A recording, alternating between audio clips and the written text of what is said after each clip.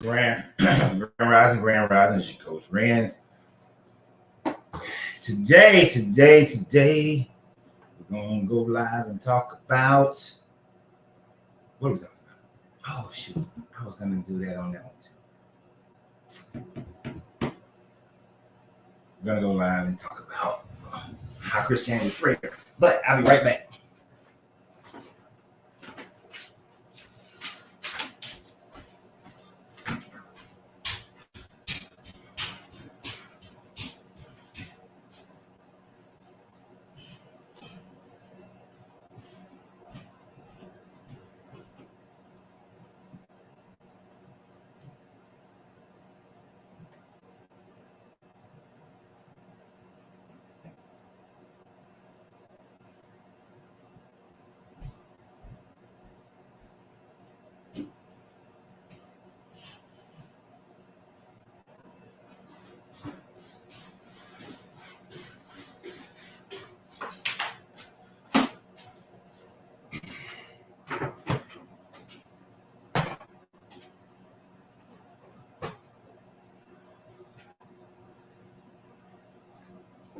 I'll be right there. Hold your horses. Hold them horses.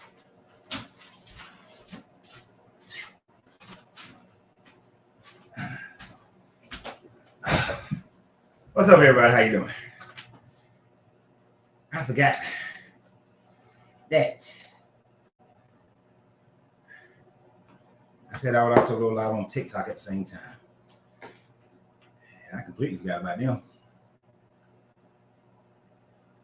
I had to set them up on the phone.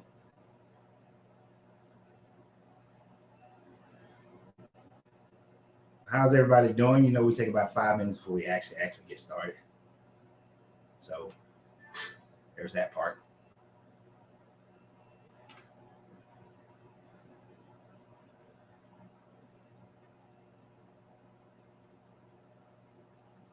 But I wanted to talk about this, how and when Christianity spread. One, because I'm sick of people always talking about some Christianity was in Africa before the slave trade, or it was brought to Africa before the slave. Wasn't forced on people. And then how it was forced on Europeans and everybody else. And then the time frame of when each one of them came.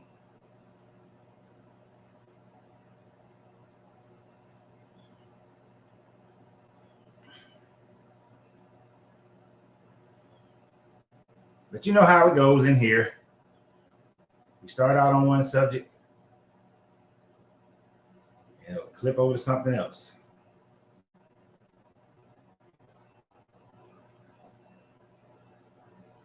Give me just a second. I haven't done this on here in a minute. So, you know, since they canceled me on TikTok a while back,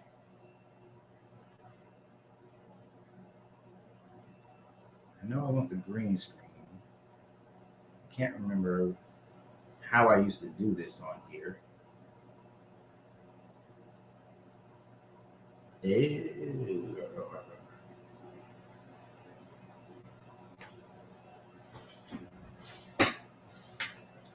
Good morning, Angela. How you doing? Good morning, Grand Rising Daisy, Grand Rising Brian. I need to send myself an email. Excuse me for being so discombobulated today.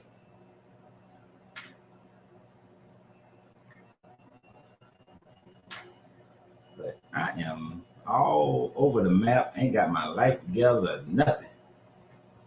But we're going to get it together in just a minute here. I don't know if I'm past the 5 minute mark.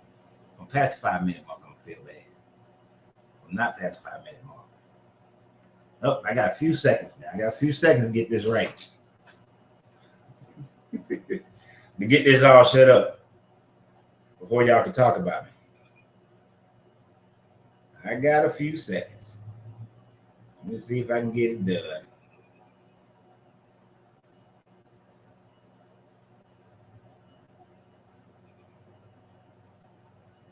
All right. What we got? You like that Christmas video, Angela?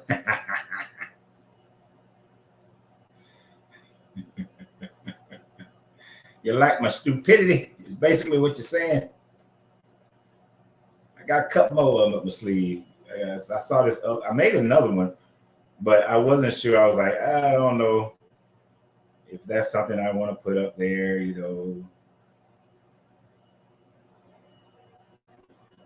people like get out. What the heck?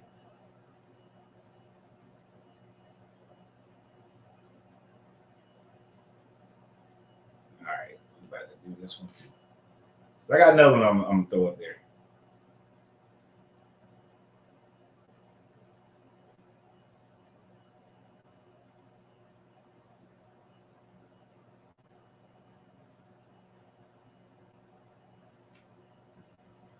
But, all right, we about got everybody situated.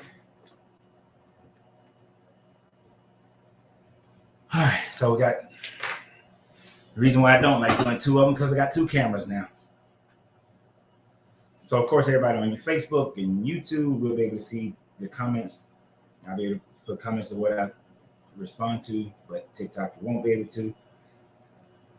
Get my cigar in hand. A little bit. All right. I probably should have this. Just gonna put that. All right. I know you guys have already thrown some things out there. There's a heavy male energy around you who is proud of what you've done and are doing, seeking the truth. Well, thank you. I appreciate that. Oh, I had a ball making that video. Actually, so on my cigar channel, I make quite a few videos like that on my cigar channel. You know, my cigar channel is where I can be stupid sometimes. I can, that other side of me just can come out. I'm always got to be more serious on this one.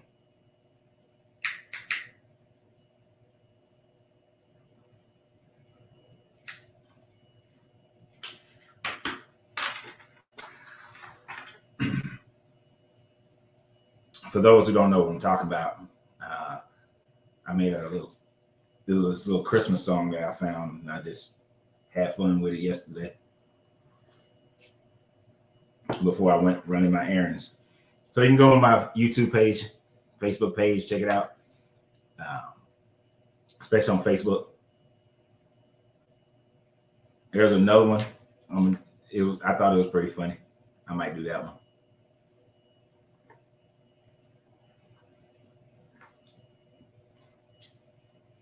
There's a heavy male energy around me who is proud of you, what you've done. One of my biggest supporters who's alive is my uncle in London. I would tell you that straight off. He reposts damn near every video that I do. He comments. He's very proud of what I do. My father would be very proud of my grandfather. My Uncle Dennon would be. So thank you. Thank you. Oh, my cigar counter? On every platform. I'm typing it in. But it's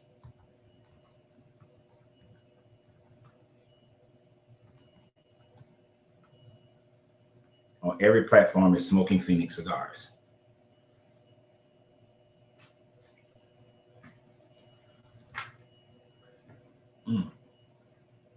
So you stand as my grandfather. Cool. So let's get into the discussion today. Let's get into the primary discussion today. I want to welcome everybody on TikTok as well. This is the first time I'm actually letting TikTok be on my lives. So we're primarily on YouTube and Facebook. We go live every Tuesday, Wednesday, Thursday. Tuesday is our What's Wrong with the Bible, and we are going through it. We're currently in Numbers. And then Wednesday and Thursday, ain't no telling what the subject matter is going to be, but we're here. So today we're talking about the spread of Christianity throughout the world and how it's spread. Now, if you're unfamiliar with this channel, this is a Christian deconstruction channel. So, yeah. There is no intent to offend anybody, but if you're offended, then you really need to get over yourself. It's that simple to me. Get over yourself if you're offended. So,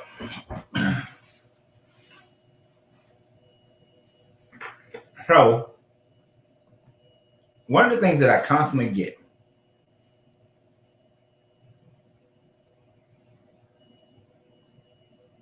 is Christians will come onto my on post and on my page, and especially when we're talking about slavery and we're talking about how Christianity was forced on people in Africa, people of African descent, people who are indigenous to America. One of the first things that they would say was that Christianity was in Egypt. I mean, Christianity was in Africa before the transatlantic slave trade. It's the first thing that comes out of their mouth.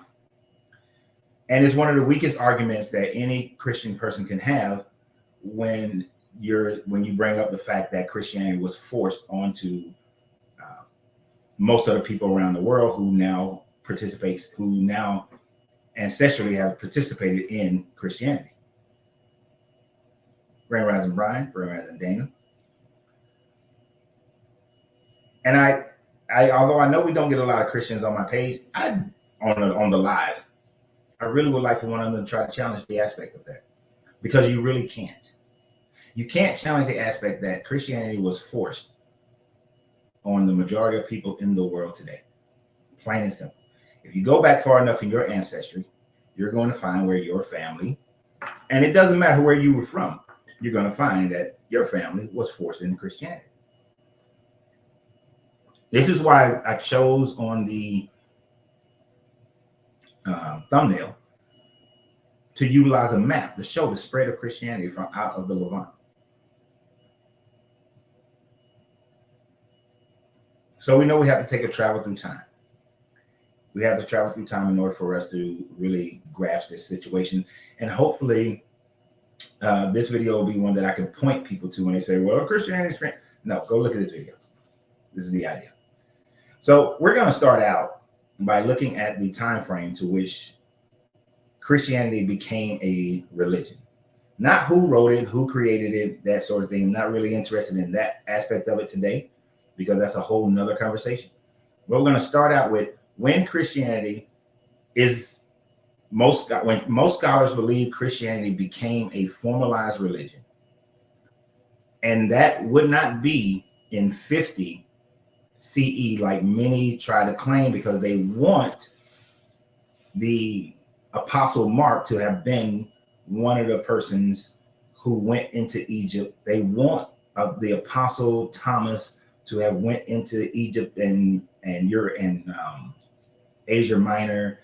They want these other apostles who supposed to have been eyewitnesses. They want them to have been the ones to spread it. So your apologists will place it around 50. But in truth, it's not until around 90 CE that you actually start having your first organized forms of Christianity in the Levant, in Antioch, the Anatolia, and in Egypt, and then into Rome. But it all happened relatively at the same time. It was not this idea that the first spread of Christianity outside of the Levant went to Egypt. No. Even if you read it through the Bible, hold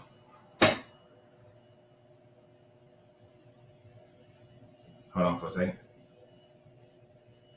Okay, that's fine. It had an age restriction for TikTok. So when we look at this, let's recognize immediately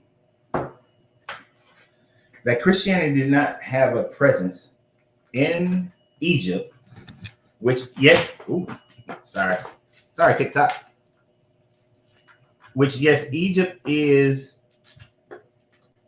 part of Africa. But as you guys know, and as we have discussed, when we talk about Egyptian history, we are mainly talking about, I like to categorize it not as African history. We're talking about the Levant's history. I don't categorize it as the Levant's history. Italian history, not European history. It's Mediterranean history.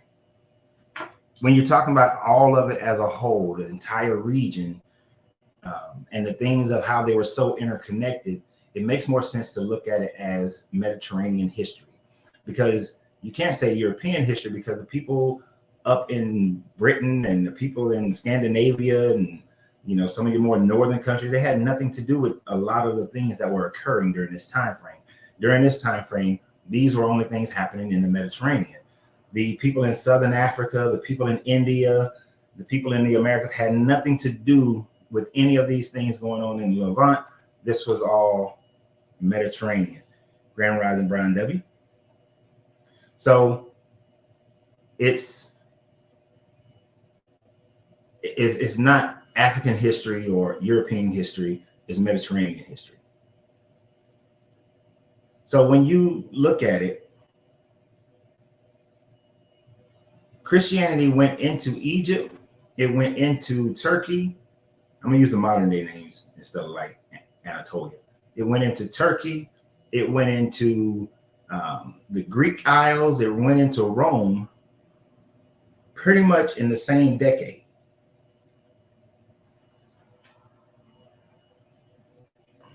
So, but what many Christians try to hinge on when they were discussing about Christianity being in Egypt prior to the transatlantic slave trade is they jump all the way to Ethiopia without even understanding the history of Ethiopia. They just jump to the fact that the Ethiopian church has been there since the 4th century. Now, the 4th century is the 300s. Yes, after they murdered all the Gnostics. Now, that wouldn't come until the end of the 4th century, beginning of the 5th century. But yes, Louisa said before they murdered all the Gnostics. I don't know if she's talking, this is part of somebody else's conversation. TikTok, to see other people's comments, you have to be on my Facebook or YouTube page. All these religious practices were forced on folks somewhere. If I had to travel from its original point, that's how it works, by force and assimilation. Exactly. And it's all by force. And as Brian W. said, it went north first, and then it traveled, and then south of the Levant. Even based on the Bible, you look at, if Christians actually read their Bible and they read the letters and the writings of Paul, who was the biggest spreader of Christianity, Paul went straight to Rome. If you read some of the books that go against that are non-canonical, I should say, it talks about and within the Bible, it talks about Peter and Paul being at odds with each other, not being friendly about the fact that Paul went out to the Romans. Yeah. None of Paul's writings are earlier, though, than 90 CE. So it still places this time frame at the very end of the 1st century of the spread of Christianity. But we don't get to, and so when it went into Egypt. When it came into Africa, it went to Egypt first. And as much as we like to look at Egypt and the history of Egypt, and people try to attach themselves to Egypt, my ancestry doesn't come from Egypt. All right, my ancestry is not Egyptian at all. Ain't no parts of me is Egyptian. All right, I respect what the Egyptians accomplished. I recognize that these were people of color. What they believed, I recognize their religions, all that. I give them many props. But when it comes to my own heritage, it ain't got nothing to do with me. It has nothing to do with me.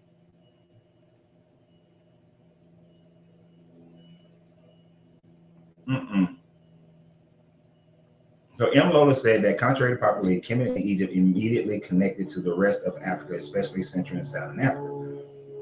No, they do not. The Egyptians talked about the impossible crossing of the Sahara Desert in their meta-lectures. They weren't crossing the Sahara. As far south as they was going was into Sudan, because the Nile River would take them that far south. They would go into Sudan, but they were not going into West Africa.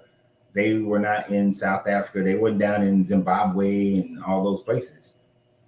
The Horn of Africa is as far south as they were really going.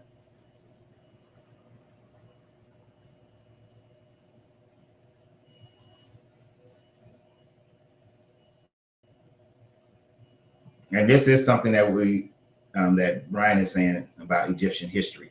He said that Egyptian history, as we know it today, is a colonial concept to hide the legitimacy of European claims of superiority, because true Egyptian history does not follow the pathway that most of the Europeans have tried to make it into.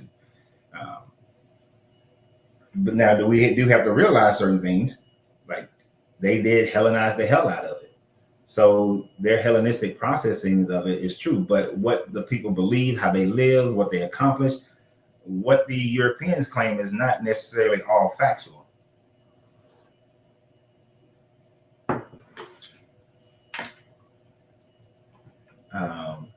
Lisa said the first thing Christians do when you tell them their book is fabricated, they try to fear you into believing. They use hell to justify serving the God of the Bible, or should I say fear? Exactly, they do.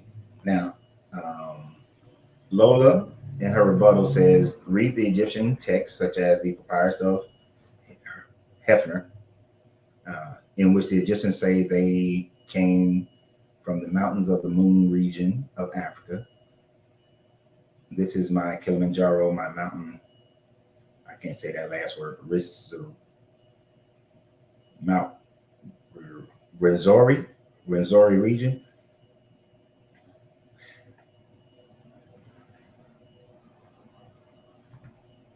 Mount Kilimanjaro and Rwenzori are the area of the Congo and Tanzania and Kenya. Okay. Until I'm not out. Now, as you guys know, I am one to never claim that I am right about everything. I don't mind being wrong at all. So, Lola, I am going to research that. I'm just putting it in my tablet right now so that I won't forget.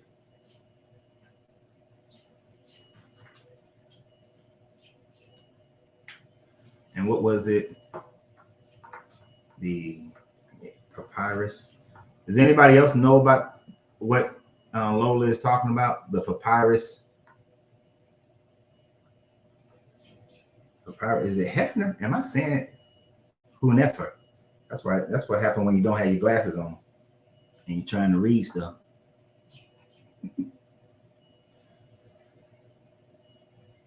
All right.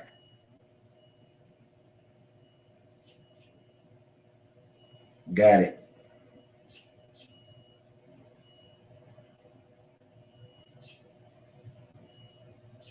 All right, so I will research this one, Lola, and I will have a video about it.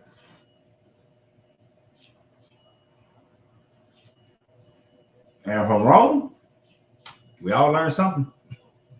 I love learning.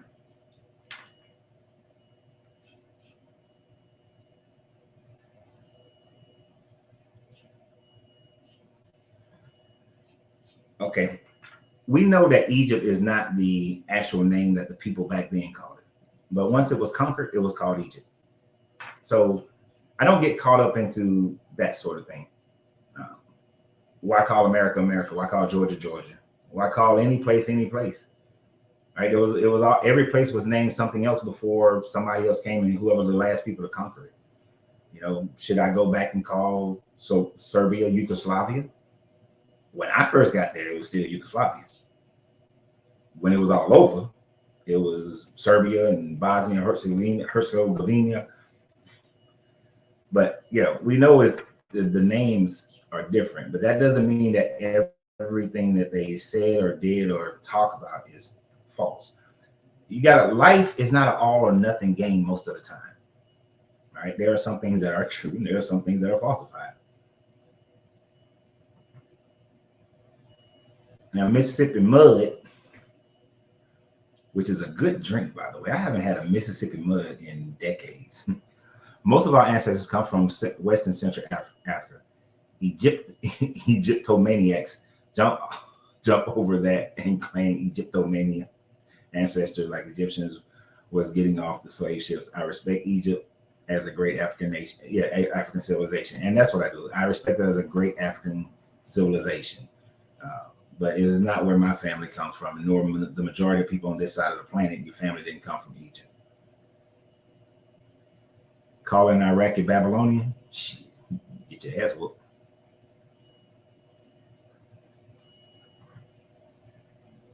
So Starseed on YouTube said that from my understanding, Egypt was basically like modern day cities today, like New York, Atlanta, and other modern day cities, a melting pot of different cultures from all over Africa. Not from all over Africa, all over East Africa, all over from, you had people from India, you had people from Saudi, the Arabian Peninsula, the Levant, you had Europeans, you had all people from all over North Africa, but you didn't have a bunch of people, from my understanding, I am going to read this papyrus, you didn't have a bunch of people from Southern Africa.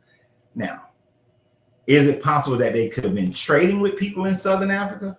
And when I say, and I mean south of Sudan, south of the Horn, that I would grant that it would be almost foolish to say that nobody was going that deep into Africa and trading, that nobody was going and doing that. But when I mean contact, setting up cities and towns and large migrations of people.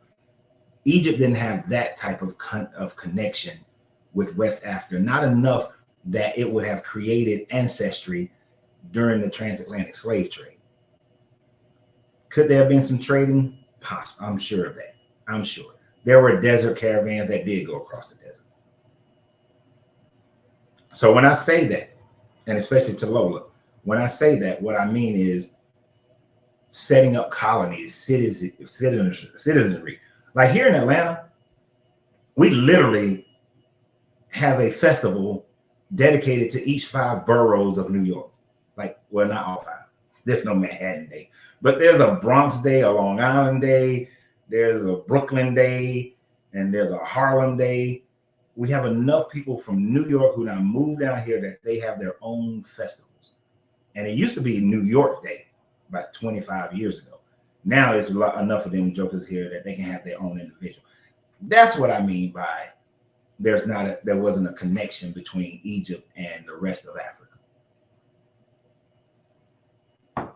So let me be clear in that understanding of what I mean by it.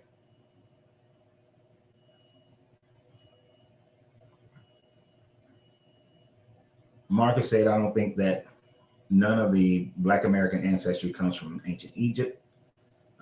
Where do you think the ancestry of ancient Egypt comes from?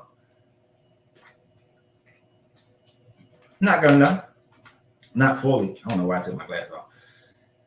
When you look at ancient Egypt and Sumer kind of just busted on the stage. They were just there 9,000 years ago, present. There's nothing that really leads you to show or demonstrates how they or where they came from. They were just existing there. And these were the highest civilizations of people. Now, according to the Emerald Tablets, Thoth the Atlantean flew over the desert after Atlantis fell and started the Kemetic and the Sumerian civilization. But as far as archaeology, they were just on the scene about 12,000 years ago. 11, 12, like 10, not 12,000. Well, Tehran Tepe is actually showing 12,000 years ago. So that would be in Turkey. So that would be part of the Sumerians, possibly. Still haven't identified who those people are. But the Sumerians, so we're looking at 8,000 BCE, 8,000 BCE, 10,000 years ago. The Sumerians and the Egyptians were just there, civilizations, farming. And we don't know where they came from. They didn't leave any evidence to say where they came from, Kush, or they came from any other place. But the Kushites, they were just there too. So it wasn't just Egyptians. It was Kushite people there. There was people all in that Levant area. No, they were just there. So it's one of those we don't know yet.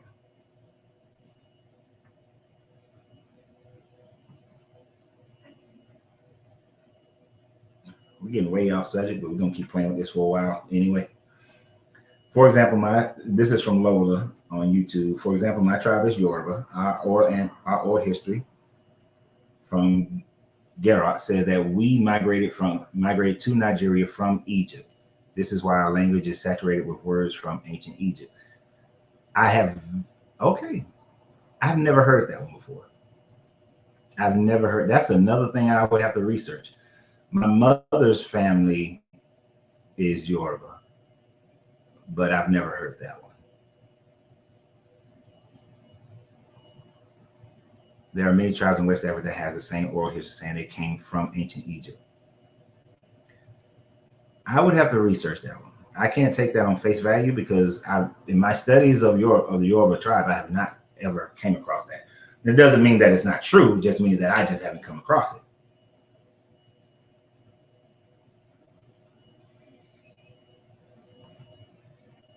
Now, this is a good question by Javier. Are there Western African archaeology dating back to or before the first or second Egyptian dynasty period? It's like many Egyptians have had been displaced further into Africa. Actually, there's Adam's calendar. Adam's calendar, if memory serves me, is a human crawl civilization that they believe existed, and it would be prior to the Europeans. I mean, prior to the Egyptians. I forgot all about that.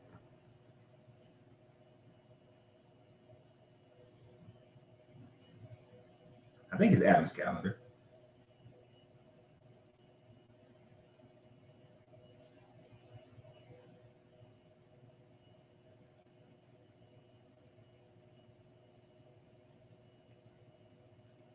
And I think Adam's calendar is like a couple of 100,000 years old.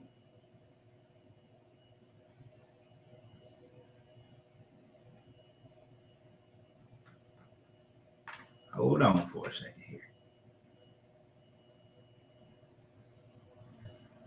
75,000-year-old Adam's calendar is probably the world's oldest man-made structure. So 75,000 years old. It is located in, it's in South Africa. And if I even try to say it, I pull up Mpumalanga. I think I'm saying it right, in South Africa. Where's Brian B when I need him?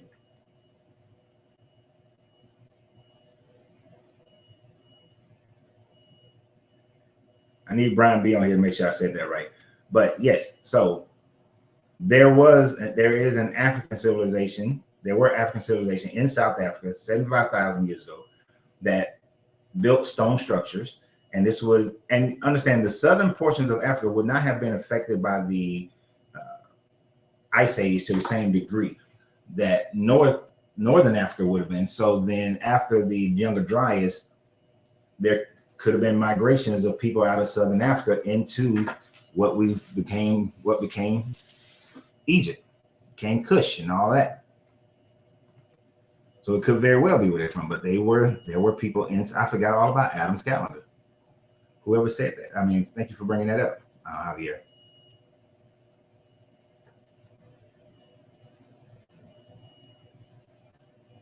Thank you for bringing that up.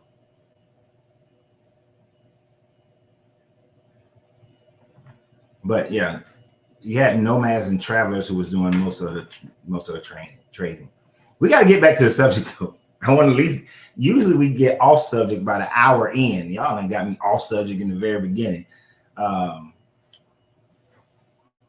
Torin on Twitch says, so do you support following the religion used to enslave you or not? No. That's why this page is called Why I Left Religion with Coach Renz. But I don't understand why anyone would. And I'm with you. I'm in agreement. I don't understand why anybody would either.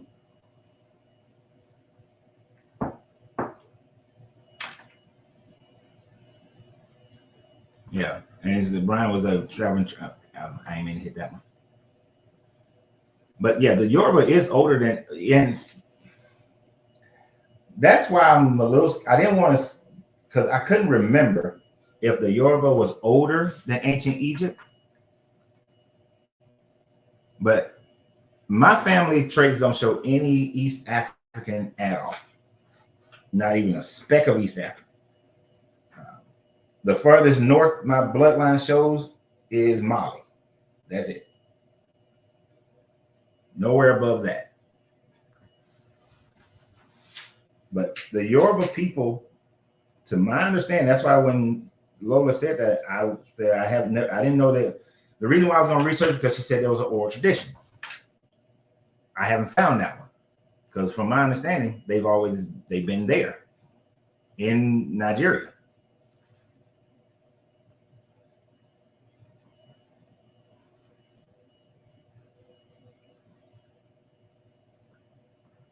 Most of the ancient Egyptian gods are Libyan in origin. I disagree with you on that one, sir. Mississippi mud. Because those deities, the ideas of those deities have been around since the Kemetic society, and the Kushite society has been there.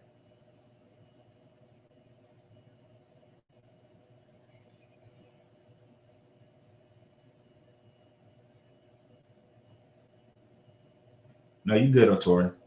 If I'm saying, and am I saying your name right, Otori? But it's okay. Most people don't see the name of the page, that they just see it talking and just go with it.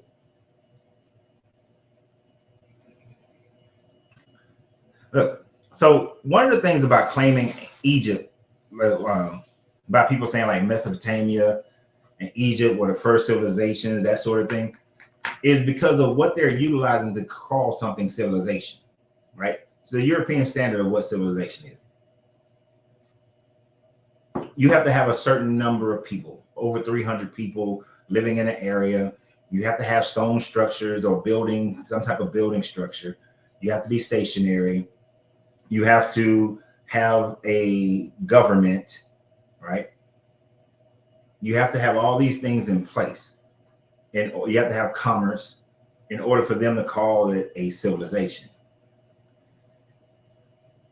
That doesn't mean that there weren't people who was living in an area prior to what we today call civilization, right? So just because people might have lived in smaller family groups, it might have been 10, 20, 30 people living together in one little area, which you can still see today in certain parts of the world, where a town, a village is only a few people. There's this family unit that lives here, and then there's a family unit that lives over there. And they have an elder, and they have an elder, and they work with each other. So it's different. Because I do know that people were around before the Egyptians. It's just that's a large civilization that we actually can have a lot more information on.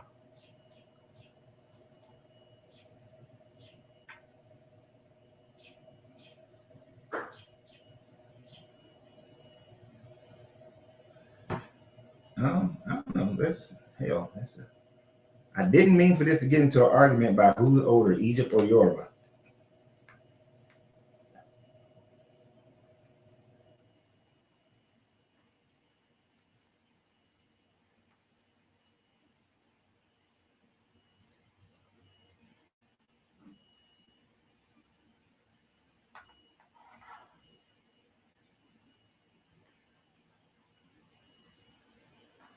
But I'm looking for a second here.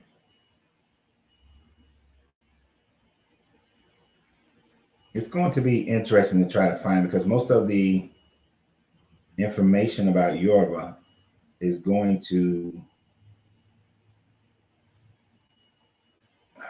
a lot of it is oral traditions. And no disrespect, but oral traditions change so easily from this 50 years to the next 50 years. It can be very much a different situation. And depending upon who's been listening to who, you're going to get you can get a different answer. So that's going to take me just sitting down and just really just researching that one without distraction. So I'm just going to table that portion of this conversation. I mean, y'all can still have it, but I'm going to table it for myself. All right. Because like when we just started, like Ortoran is saying on Twitch, there are multiple waves of humans that left Africa. Most civilizations are built on bones of others that came before. That is the best and most concise answer to this whole conversation. This aspect of that conversation is that when we look at migration patterns, they all came out of Central and South Africa, and they migrated hundreds of thousands of years ago. There are multiple migrations out of Africa, and those migrate. Even the people who are in Kemen. This is why I tend to Yoruba. It might be people coming back, but as far as the first people going up into Egypt, they came out of Central and Southern Africa and settled. People in the Levant, people all over the world. That's most evidence. Most of our evidence demonstrates that situation. So we can settle all of it and say that people came out of Central and Southern Africa and migrated up to Egypt. And that would be it. But then we're going 125,000 years ago in one of the last major migrations out of Africa, 125,000 years ago. Just like out of Asia, 65,000 years ago, you had a migration out of Asia into the Americas. You had Polynesians coming over to the Americas at different intervals. 25,000 years ago, you had another migration out of Asia coming into the Americas. So you've had these migrations that have happened multiple times throughout society. But that is not what we're talking about today. Right. Not right now, at least. At least right now. We are talking about first century, the spread of Christianity, and it coming to Africa, which has nothing to do with the other parts of our conversation that we were having. This is why I love y'all. This is why these things be lasting 3 hours. Now, the situation is this.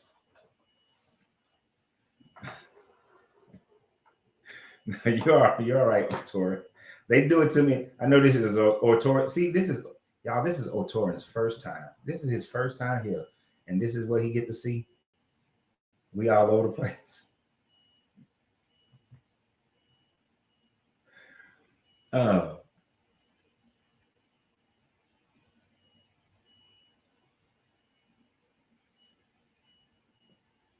Now, to get back to the subject at hand, what we do know is this, is that yes, Christianity, late first century, went into Egypt. It was in Egypt for at least 225 years before it actually came to the Axiom Empire. Christianity didn't come to the Axiom Empire until 330 CE. Now, there's a difference between Christianity being in Ethiopia and Judaism being in Ethiopia. Now, Judaism arrived in Ethiopia prior to Christianity, but Judaism arrival wasn't a national thing like what Christianity became in the Axiom Empire. It was a small patch of people who most likely migrated down through the Levant into modern day Saudi Arabia, down towards Yemen, and then crossed over into the Axiom. And there was a small group. We only have evidence of small patches of Judaism in the Axiom, in Axiom for the first few centuries of the new era. Now in 330, King, I think it's King Menelik. No, is that his name? What's the king's name who converted over to Christianity? 330. One of y'all know it.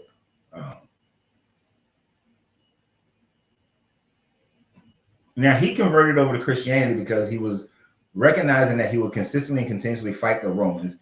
It was his way of connecting and befriending the Romans by converting over to Christianity. Because in 325, you had a priest out of the church, the Coptic church in Egypt, shipwrecked Jerome Nengasi. Thank you. Right, because Menelik is the fake son that supposedly from Sheba and Solomon.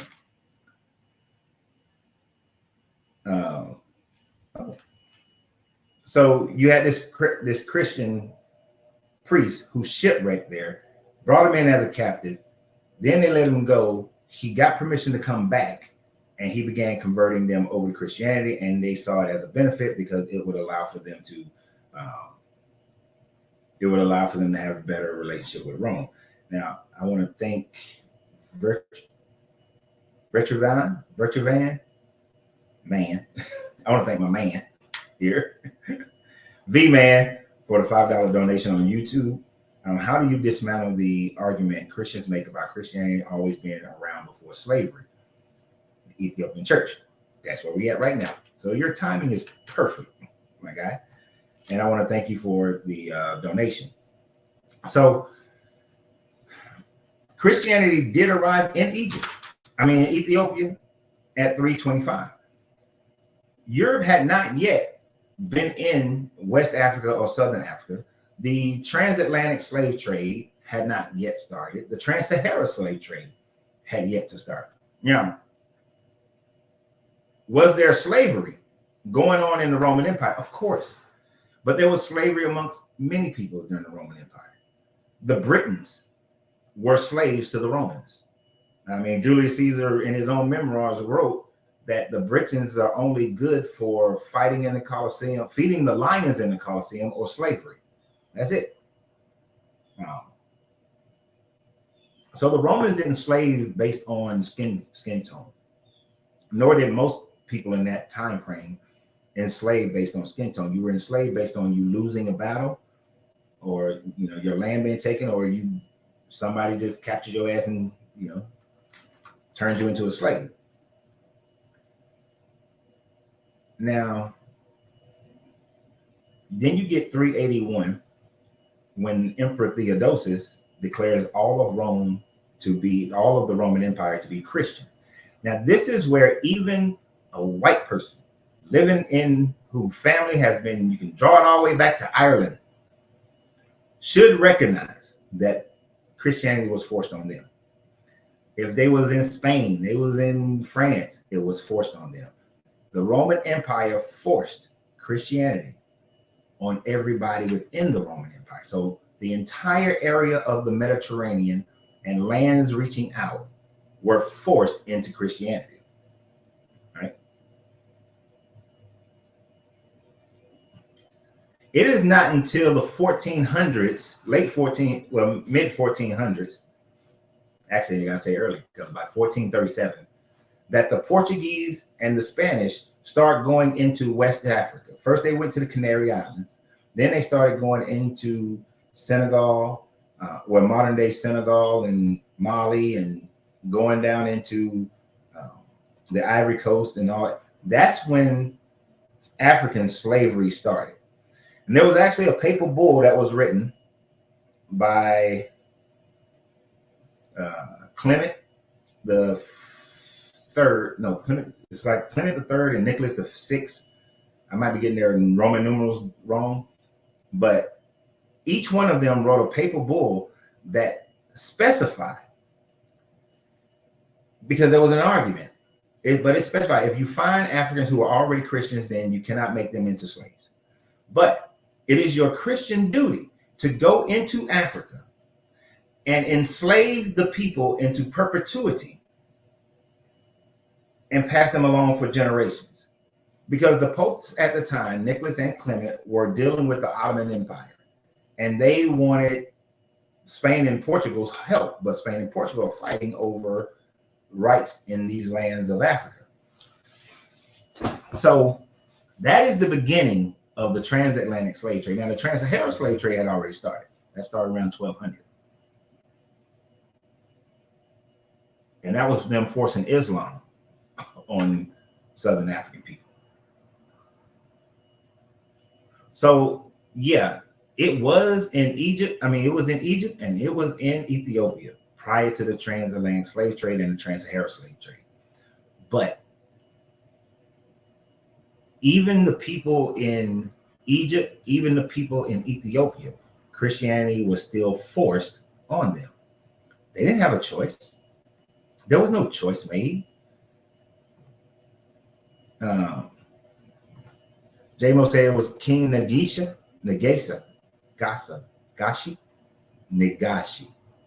King Nagashi.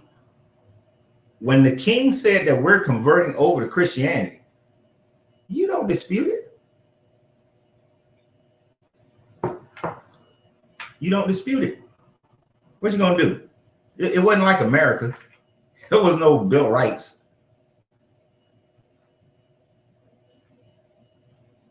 You had to because you had to.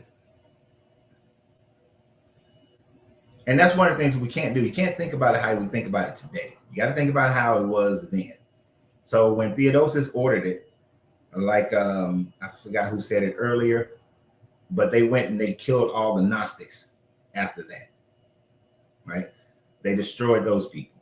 The reason why you found the Dead Sea Scrolls were hidden and the writings of Nag Hammadi were hidden is because the Roman Empire went out destroying all writings and killing all the people who didn't believe, who did not want to follow now what Rome has declared is going to be your religion.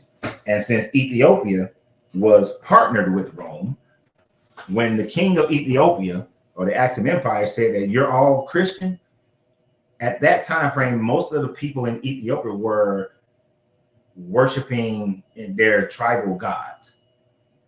So that's why there wasn't this big Judaism going on in Ethiopia. They were worshiping their tribal gods. So with that, you got the king forcing it. And we know that throughout the history that we have been given, no matter which group you're looking at, whether it's you're looking at, if I was born in Nigeria before the transatlantic slave trade happened there, I would have been forced into I would have been Ifa, if that's what they called it back then. I believe still, but I would have been forced into that religion, raised in it. But our group, our chief, our king would have been saying, this is our religion. And that's what most people don't get. They try to make it seem like you had some choice like you do today. You don't have a choice like you do today. No. You can't choose to walk away from a religion. The government would kill you. Whether it's a tribal government or it was a formal government. Torrin said, I've always thought that Judaism was more of an ethnic cultural religion that was focused on staying within their own group. Christianity is the rewrite of those beliefs and spread to others. Pretty much. You're pretty much right about that one. It is a group that tried to be isolationist, kind of like the Zoroastrianism. But then Christianity under Vespasian was rewritten in order to make a docile version of Judaism because it was causing too many problems within the Roman Empire. Was the Indus Valley civilizations around during the time of Kemet and Sumeria? And actually they were. The Indus Valley, and that's what I'm saying, or what I was saying about civilizations. The people of the Indus Valley were around during the same time frame. Let me put it like this. This is the easy solution for that, V-Man. The Younger Dryas flood that caused sea levels to rise 400 feet in a matter of a week, and this is why there are flood stories all over the world, happened around somewhere between 12 to 9,000 years ago. But they all got stories about it. So there were civilizations around in all those places to be able to tell that story. right? Just think through that critically, think through that logically. How can the Indus people have that story? How can the people on islands like in Singapore and all these people, how can the Polynesians have this story? How can the people in the Americas all have this story unless it was handed down person to person, family to family? But at some point there was an original witnessing of this 400 feet rising. So they had to have some type of civilization and language and traditions and laws and government in place in order for them all to know that story. Now they've curved it to fit their own motif or whatever God and stuff they believed in, but they all got it. But it's the Younger Dryas flood in around 12,000 BCE, which is what the Sumerians and everybody else came out. This is what the stories of reset. There's a bunch of reset stories. And actually, we should cover that on a whole nother video where I actually go through the reset stories. But the reset stories are some being coming across and resetting each of these people's civilization. Many of them, most of them, got the reset story as well. Yes, somebody came and reset their civilization.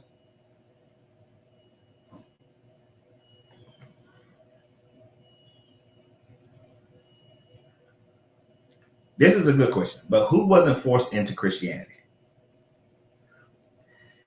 Very good. All right, so the first people who weren't forced into Christianity was a very few select people who wrote the story of Christianity and then went about spreading it, and those first people who took it up.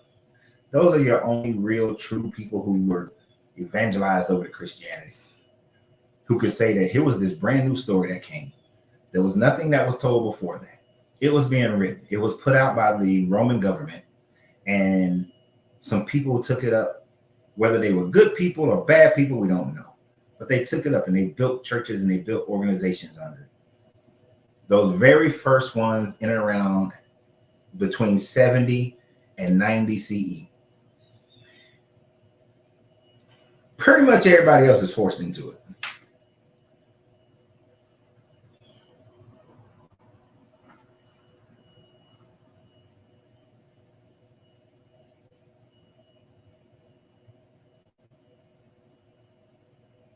I'm not sure. You might have wrote that, and I might be talking about something else. So I'm not sure. If you can clue me in as to what you're talking about on that one. But yes, convert or die was the mandate. That's what Brian W. said.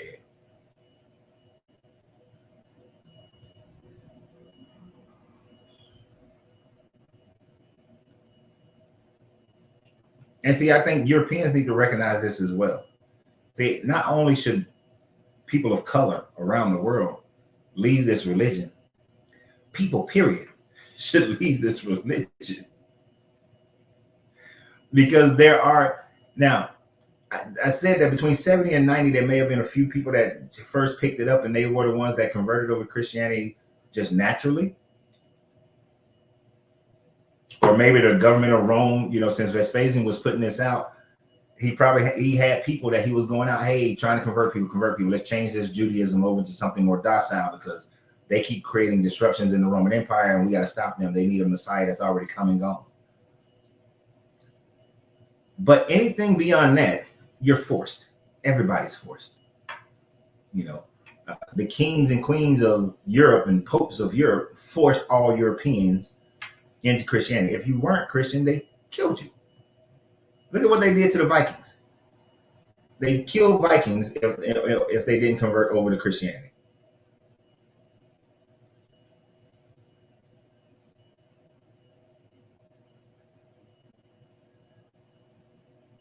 Interesting what you say.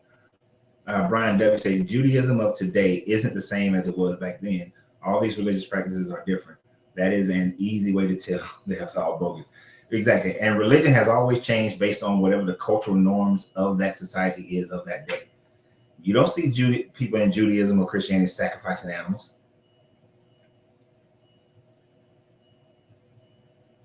But yes, did Christianity come from Judaism? It did. It came out of Judaism. Sort of. See, you're basically taught that it came out of Judaism because Jesus was a Jew and his first disciples were all Jewish. But it didn't come out of Judaism because of Jesus. It came out of Judaism because Vespasian had Josephus ben Matthias, Philo of Alexander, and Herod of Judea write the Gospels to make a docile version of Christianity, a docile version of Judaism, which creates your Christianity. But it was based on Judaism, based on this Messiah idea that was in Judaism. Grand Rising, Eileen. Hey, Eileen, ain't seen you in a while.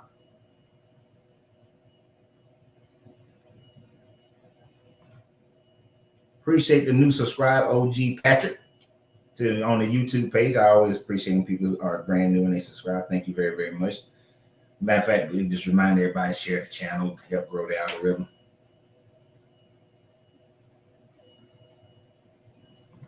Right, and someone has to speak various languages to take it somewhere else. This is true, but understand, under the Roman Empire, the more learned people, and it was more customary, not well, let me rephrase. Under the Roman Empire, most people would speak Latin or Greek, right? Latin or Greek. You had your own local languages, but since you're in the Roman Empire, it's kind of like in America. Yeah, I can go to Beautiful Highway and everything's in Spanish on one part, and you keep going and everything changed to Korean, and then it changed to Vietnamese, and then Chinese, and then back to the Spanish. But most of them will still speak English. English is the primary, but this one wild hair is getting on my nerve. English is the primary, but people had their local languages. But then this, it would have been Greek and Roman would have been the primary languages that most people spoke. Now, reading and writing was a whole nother story.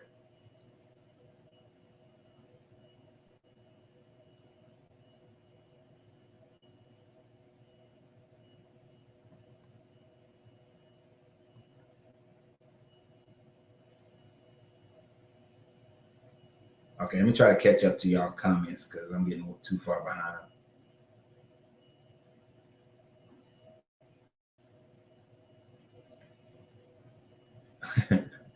We are getting way all right. So Lola, Coach Rangel, we used to talk about a Piso code in the Bible. I don't know about a Piso code, but what I do know is that so the Piso family is the Flavians. So when I say Vespasian, it started with Vespasian and Titus, and they used Josephus and Philo and Herod to write the Bible. The Pisos and the Flavians are that's the same people. So then as you continue up through Titus and Domitian and all the rest of the Flavians, all the way up to Constantine and Theodosius, that's all the Flavian dynasty. That's all the Piso family. And they had certain members of their family who were writing and created these gospels and these other letters of Paul. Like, I don't think Paul actually existed as a person. Paul is just one of the writers. Paul, more than likely to me, the first letters of Paul, because all of Paul's letters are not written by the same person. But from what I can tell, I believe Philo of Alexander is actually Paul. If Philo isn't, then Josephus is Paul, and they both might be Paul. But this is one reason why those writings were written anonymously. Remember, there was no book of John, Mark, Luke, and all this stuff. It was all anonymous because Josephus couldn't put his name on it. Philo can't put his name on it. Herod can't put his name on it. None of these people could put their name on it. So they had to write it anonymously. Now, the main reason those were the three primary writers is because those were the ones who was living during the time frame where we know that those writings were in circulation. We know Josephus didn't die till like 106 or one something like that, 112. Philo, Herod, they didn't die till after the turn of the century. So they would have been the ones writing. Anybody else, the later books they could have been written were written like later in the second century. But all those first century writings of the Gospels, those would have been early those had to have been those early writers right there with Flavian in the Flavian dynasty.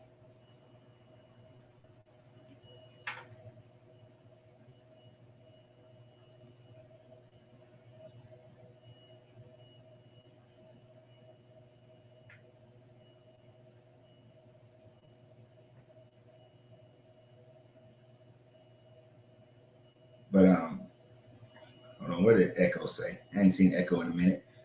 I have some Irish family that explains Saint. I have some Irish family that explains Saint Peter came over and took the fairy tale with ancestors, made them bad things, killed the men and raped the women.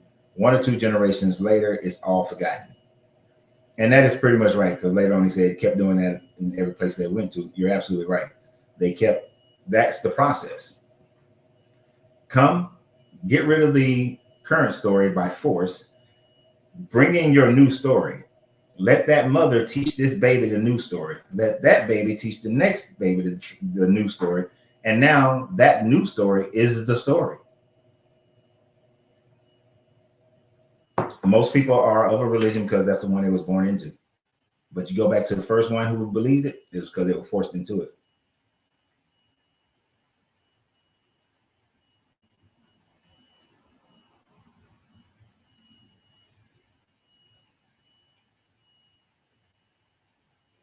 What did Sheila say? Yes, I thought it was all Roman Christianity. Paul sold us chariots, period. But yeah, it is. Christianity is a Roman creation. It's a Roman creation. There's no way around it. It's a Roman creation. People that try as they may, it's a Roman creation. And if you tell a lie long enough, it will become the truth. And that's how they're still doing things today to control information. But this spread of Christianity happened by force. And most of the people who look like me, born on this side of the planet, your ass became Christian because somebody did it at the tip of a spear, the muzzle of a gun, or a goddamn whip. My ancestors didn't come over here and was like, oh, even though we're working as slaves, I see the religion of the white man and I'm going to join that religion. That didn't happen. That didn't happen at all. No, I didn't get your message about hearts. I didn't see that one.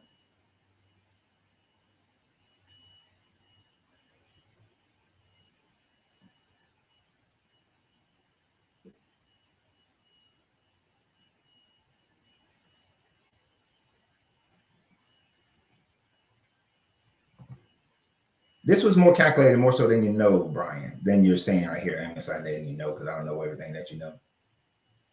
But Brian was saying that when the Romans was on the brink of elimination by the Germanic tribes, its priests had the idea of using the new religion as a means to continue the Roman Empire. By the cross you shall conquer are not just words said from a dream. That shit was calculated. Even when Constantine used that as a calculated risk to bring legitimacy to Christianity in the Roman Empire, because now Christians at this time frame were the ones fighting and causing disruptions in the church. And he used it as a calculated weapon against them jokers.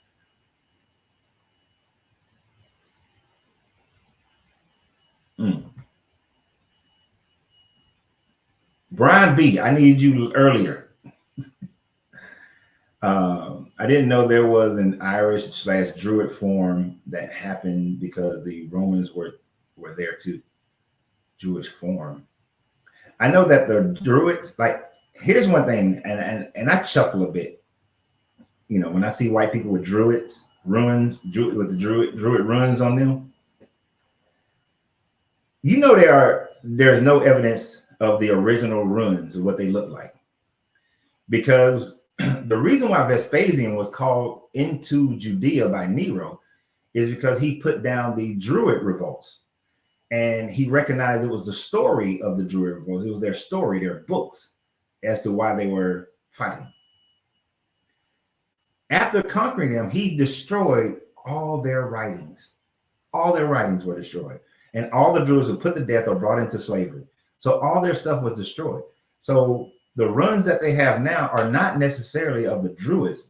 Most of them are Vikings and Norse, but not actual Druids.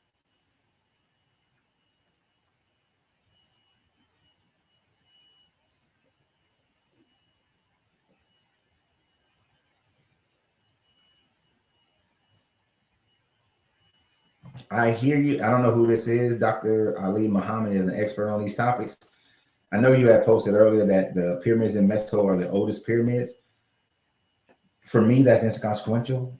It really doesn't have any bearing on anything. Like if they're older, great. That's cool. I plan to go to Mexico and do a whole full pyramid tour in the next 2 years. So I would love to. I can't wait to go to Teotihuacan and see, and then go and see the Pyramid of the Sun and all the other ones. I don't know if they're the oldest.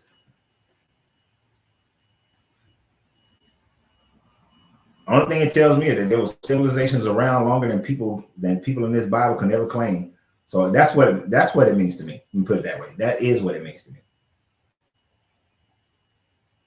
Because if those pyramids are older than the pyramids in Giza and the pyramids in Sudan, because I think the pyramids, I can't remember if the pyramids in Sudan or Egypt are the oldest. I think the Sudanese pyramids are older than the ones in Egypt. I'm not sure about that one. But what it does mean is that flood story of Noah is bullshit.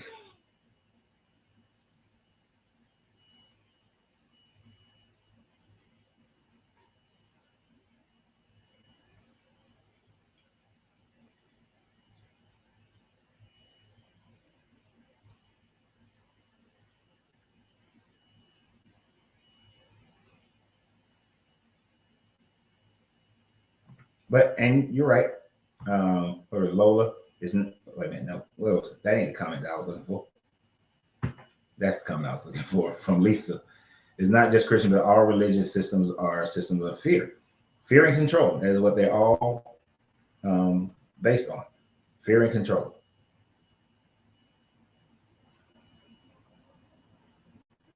Now, if this is true about your Dr. Ali Muhammad,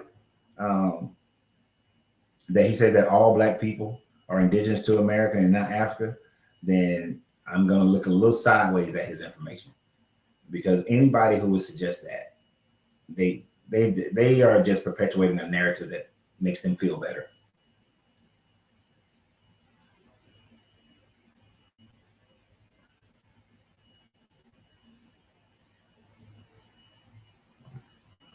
You're right, Brian W. They weren't just in the British Isles, but that's what I'm saying. Vespasian had to conquer all the Druid story, so he wasn't just in Britain. You know, he went through Germania, Scandinavia. He went through the other isles, all the up and through France, because they was also in France too, what we call France today. Well, wasn't France Germania? But he was all up in there.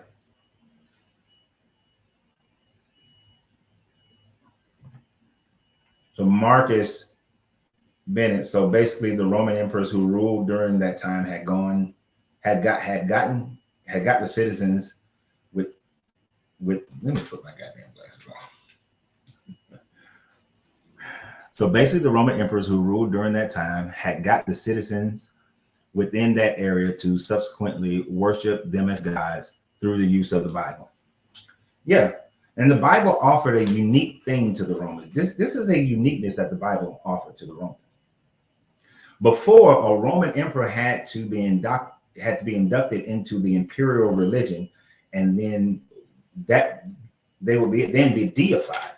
But Christianity allowed for them to rule and have the people, you know, on the sideways worship the emperor without ever having to be deified in the imperial religion, because the imperial religion held sway and power over them, right?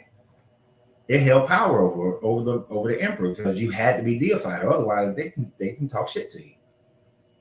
But through Christianity, you didn't need that anymore.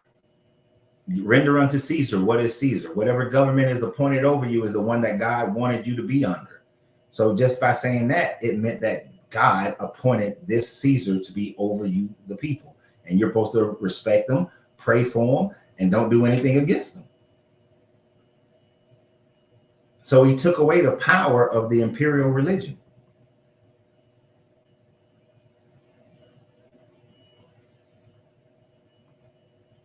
Yeah, I've heard about Grand Rising Renee. this thing about Shakespeare writing the Bible, there's no evidence of that. It's just people saying it. It's people debating whether or not Shakespeare actually ever existed and that King James or somebody in the higher courts was actually Shakespeare. So I doubt it. If there was a Shakespeare, you would think that he would have had something to do with it.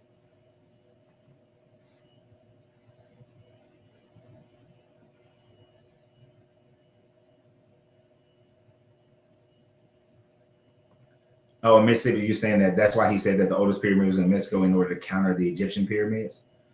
And see, that's why I would say you got to understand who you read. What's their agenda? Because if my agenda is to prove that all Black people are from America, then I'm going to suggest that civilizations like in Mexico, the Aztecs and Mayans were here before, and that they were all Black, which doesn't fit because those people knew of Black people from Africa.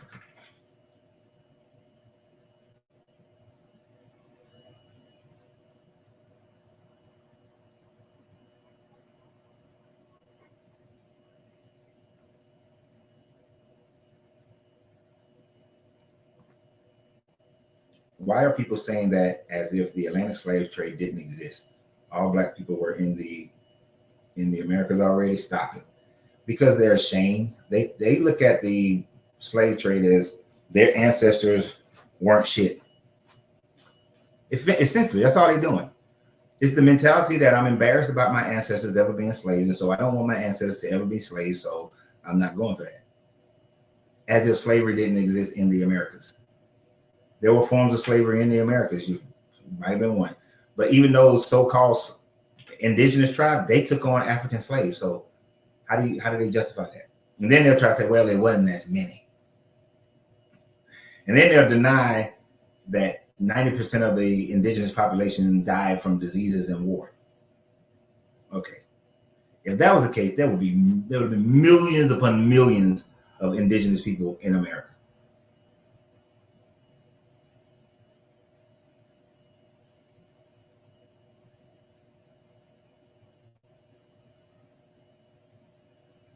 Yeah. And it's a new concept. That whole Black people already here is a very new concept. If you go back to the 1930s, that was not even a concept. You know why it wasn't a concept? Because if you was walking around in the 1930s, your grandparents, they felt them chains on their arms and their legs, most likely. They were from the South. They remember slavery. They had people living with them in their community that lived through slavery.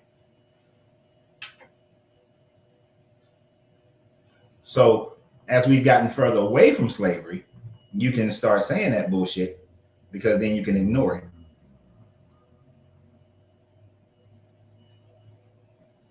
Oh man, y'all typing too fast. They typing too fast on Facebook and TikTok. Facebook and YouTube.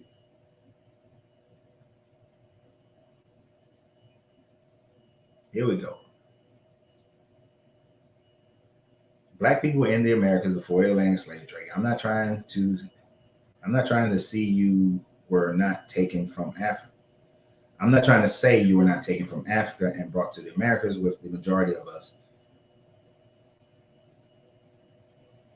The majority of us were here already, not the Mangalore Indians or the John Wayne movies. Black people were the real. You have absolutely no proof of this. None whatsoever. This is all speculation of somebody who brought out something that made people feel better. And no, they weren't. We weren't here in large numbers. The people who were here, were they people of color? Yes, but were they Black African of color? No.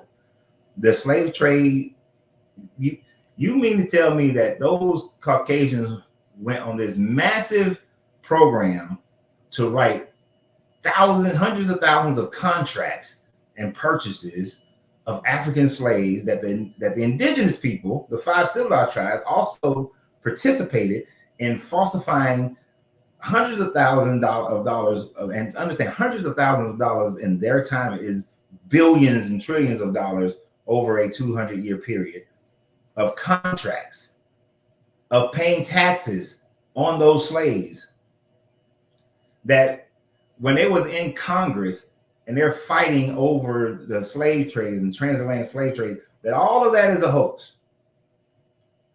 In order to, for what? They had already dominated the people who were here.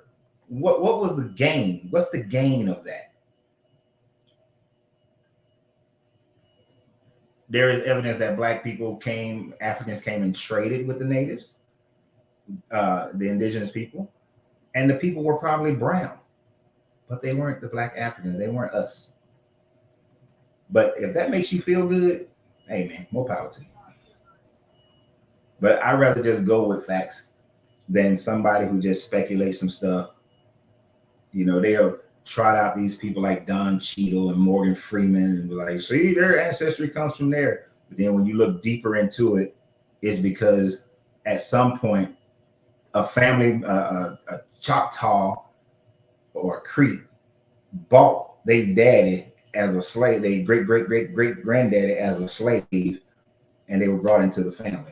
Or they ran away and became part of the Seminoles, you know.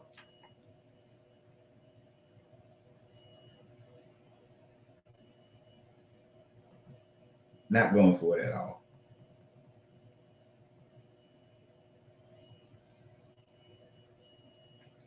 You know, we can't lie ourselves into greatness, right?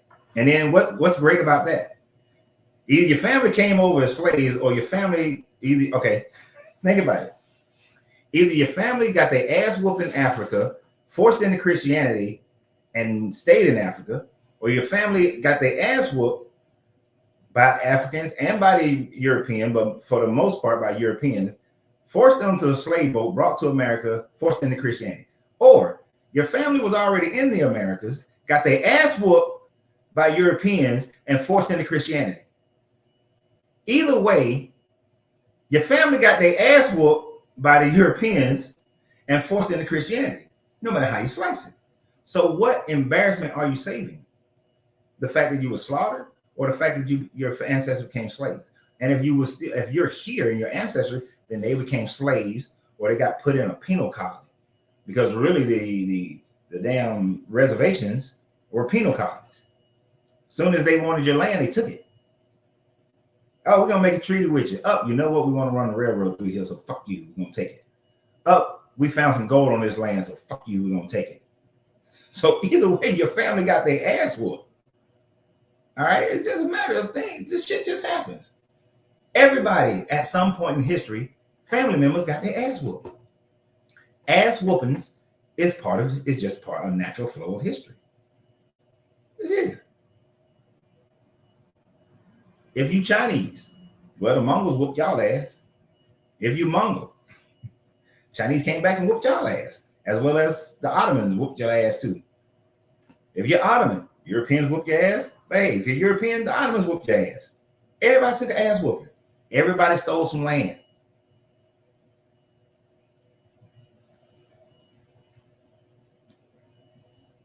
So that whole, I don't know, I don't understand what the gain is to deny what happened. What did Brian W. say? He said, look, black folks, some Berbers and Moorish folks escaped the Inquisition in the 1490s in Spain and Antonius, and sailed across the Atlantic. They weren't settlers nor traders, man. They were running away from Europe. They did not live here already. True. You got half the people talking about, we're Moors, we're Moors. No, you're not. Not that many Moors came over here.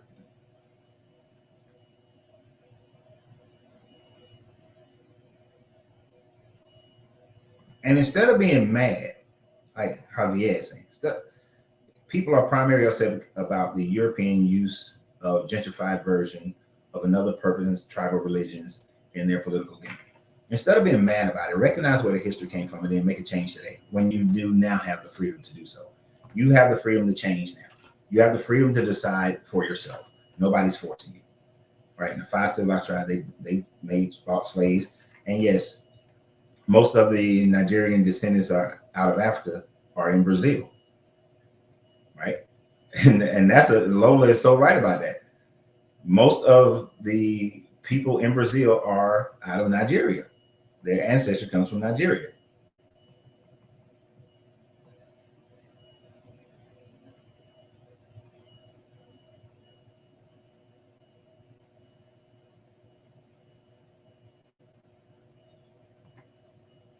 Everybody didn't do chattel slavery.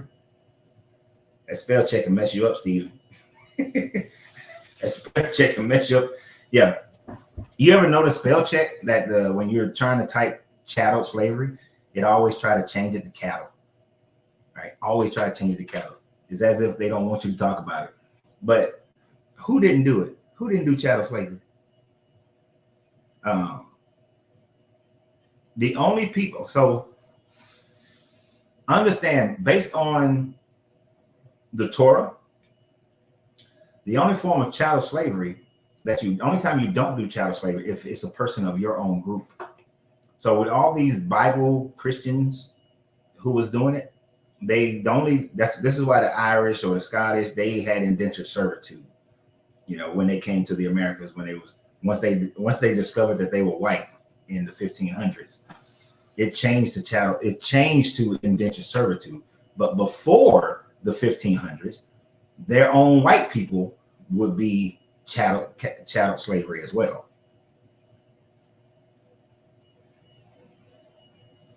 So the kings and queens of Europe had chattel slavery. So I don't know who are you speaking of specifically didn't have it.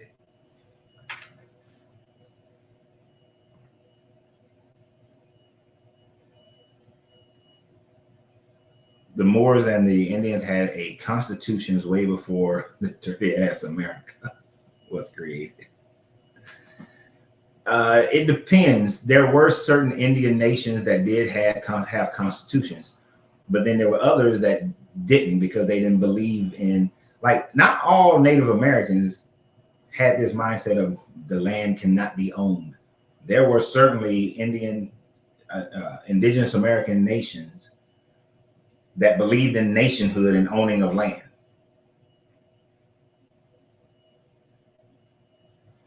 But there was no Moorish nation in the Americas before the colonization happened.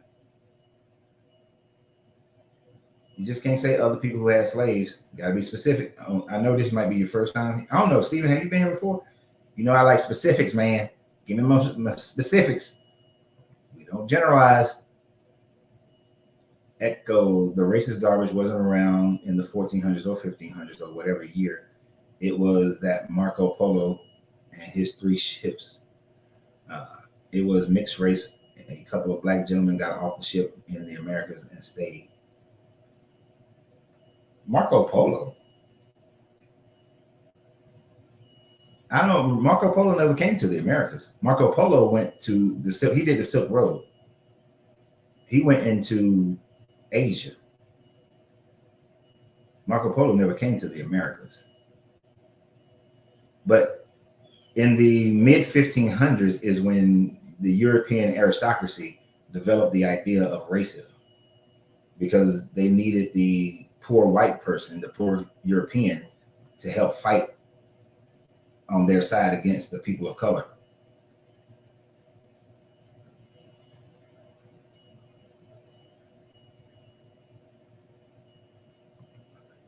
Yeah, it was mostly Irish.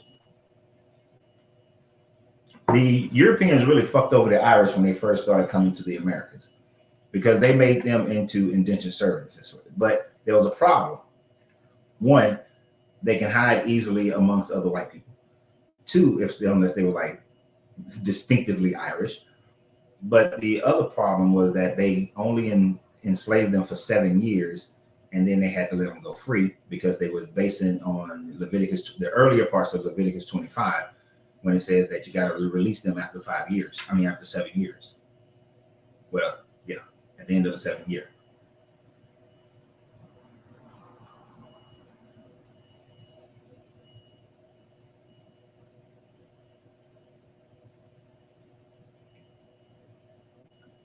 Yeah. The thing about being chattel slavery, Echo, according to Leviticus 25, if a person is not of your group, then you can make them into chattel slavery in perpetuity and pass them down as property.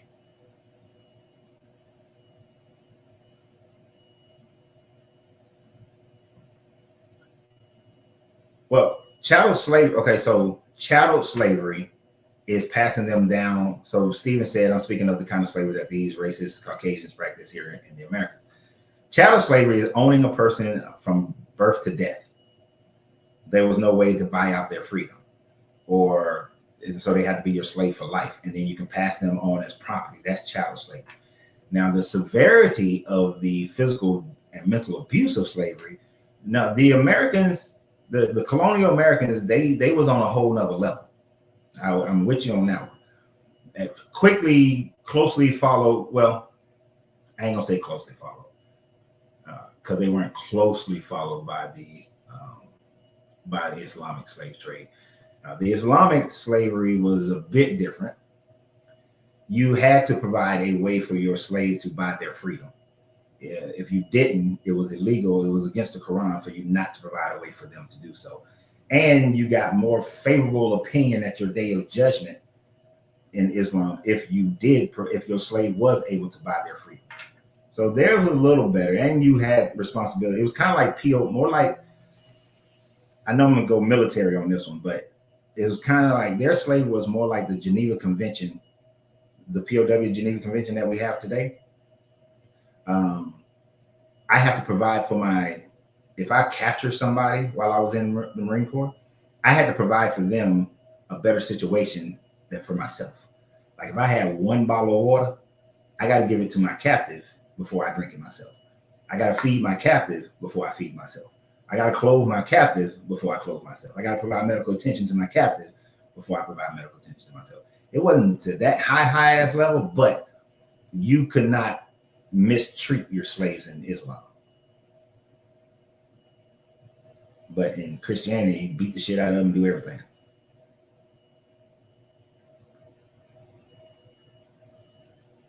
Right. Marco Polo traveled east. He never came west. Actually, Marco Polo is the one who inspired the asshole that you might be talking about, which is Christopher Columbus.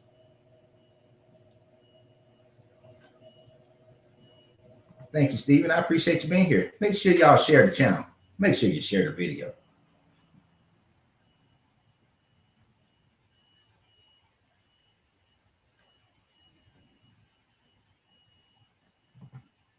What about the Celtic cross? To me, it's just another cross. But maybe you can explain more.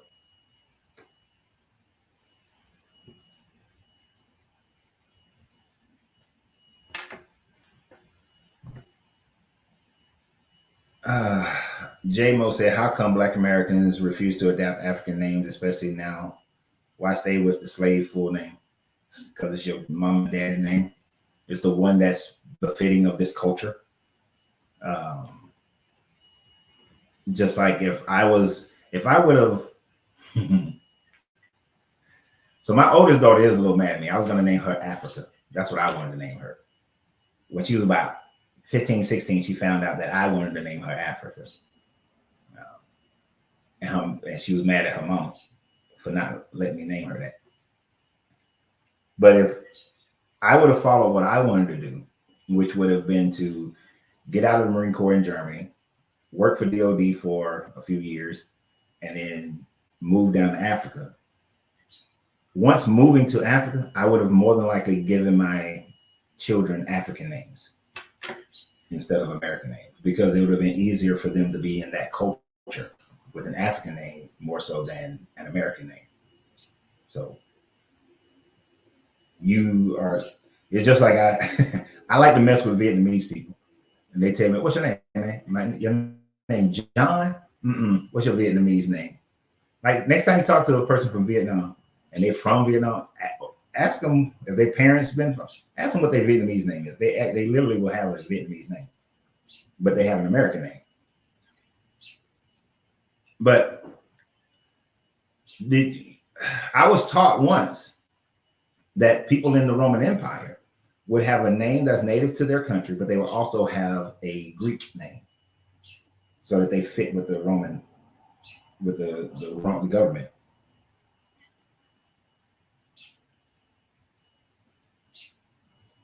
Yeah, Marco Polo was over the land. He wasn't over the sea, but he inspired Christopher Columbus.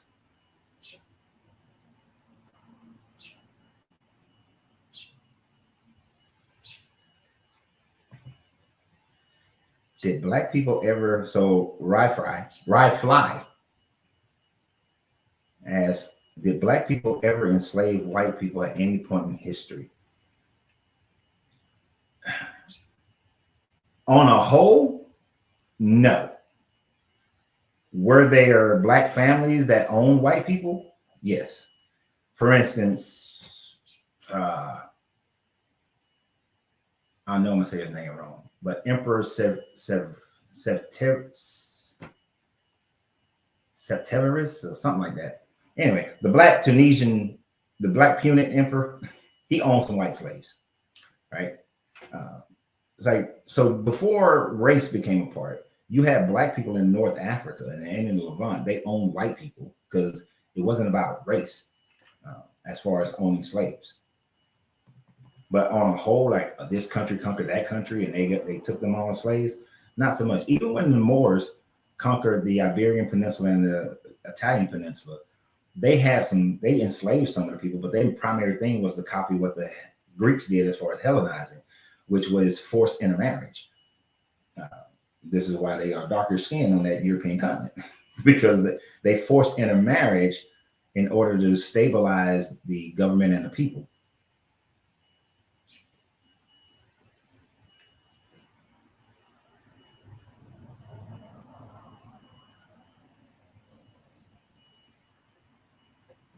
True. I did find this out. Islam, it's a violation to castrate your slave. They sure did it in Christianity. Especially if you was going to be a male slave in the house, dealing with the women.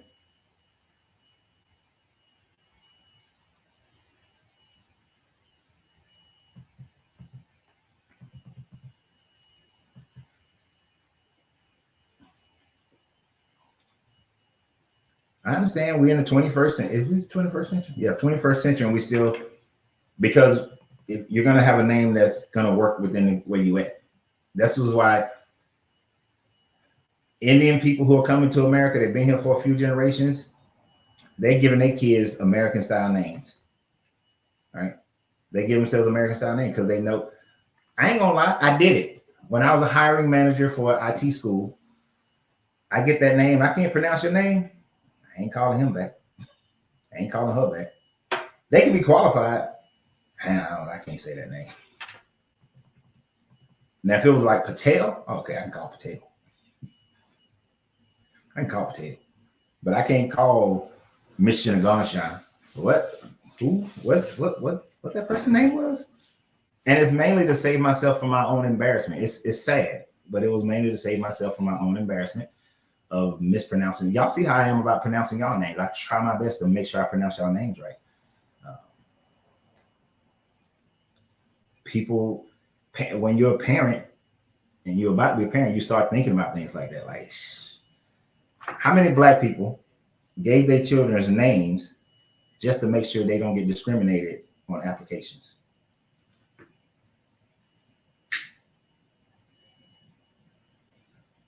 Or even if you didn't do it, did you at least think about it?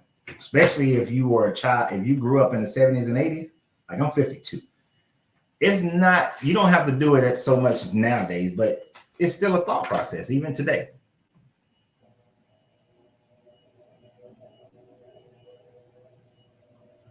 But yeah, and this is one thing, like people act like the Moors were all black. They were mixed. They were a bunch of mixed up people. Arabs, black, white, all kind of people were part of the Barbary states, which is your Moors.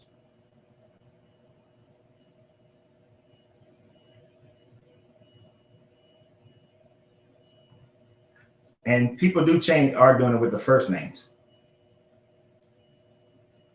And people get an African first name. But the last name, if you give yourself an African last name, you're literally just making up a name.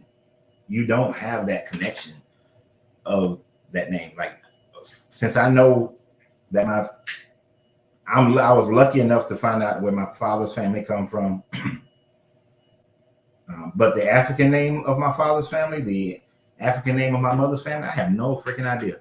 I just know generally where, I just know they came Nigeria and Mali. That's it.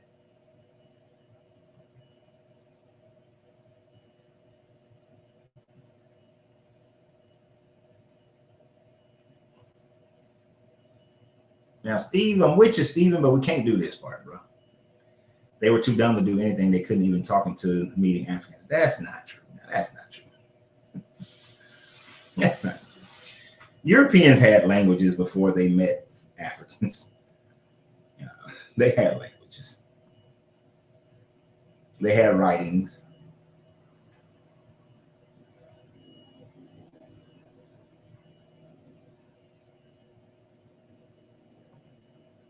Now, I'm not going to say the Christopher Columbus stuff was, I saw when you said that it's all fiction story, but Columbus was a real person.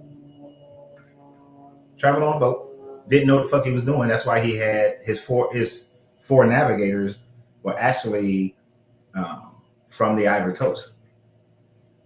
But, you know, whether it's favorable or not, I just accept history for what it is or what we can prove.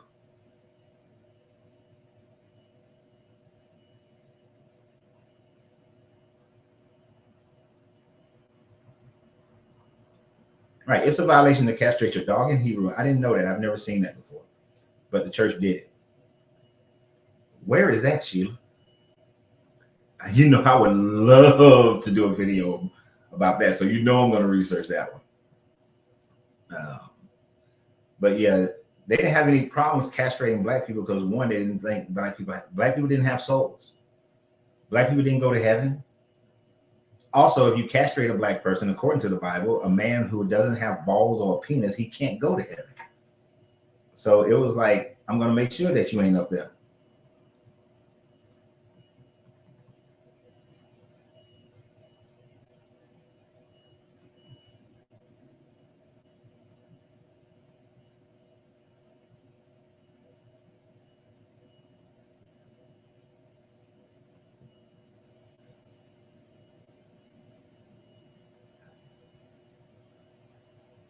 Can't say that, Stephen. See, Stephen, we got to raise our consciousness. Now, historically, we know that Europeans, they had farms and shit before black people came up there. They built construct buildings and stone works before the Moors came up in there. But now now understand this, Steve.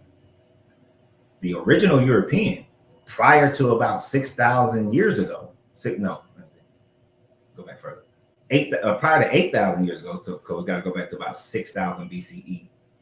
So prior to somewhere between the 6,000 BCE area and 9,000 BCE, the folks in Europe were also, they color right here. The loss of pigmentation came over a few not millennials. Yeah, is it millennials? Yeah, centuries and yeah, a few millennia. Over a few millennia, they lost their pigmentation. So the first ones up there weren't white. There's no such thing as being an original white person. Everybody was a person of color.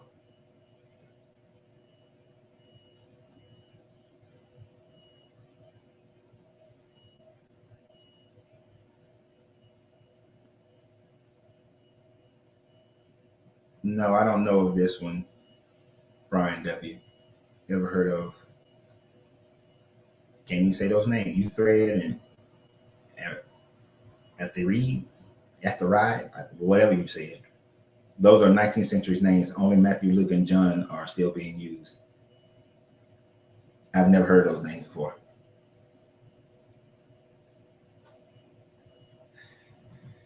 No, this is my cigar, Brian B. And you know, I gotta get that last third, because that last third of the cigar is usually is the best part. But it was getting too hot, so I had to put it on my pen.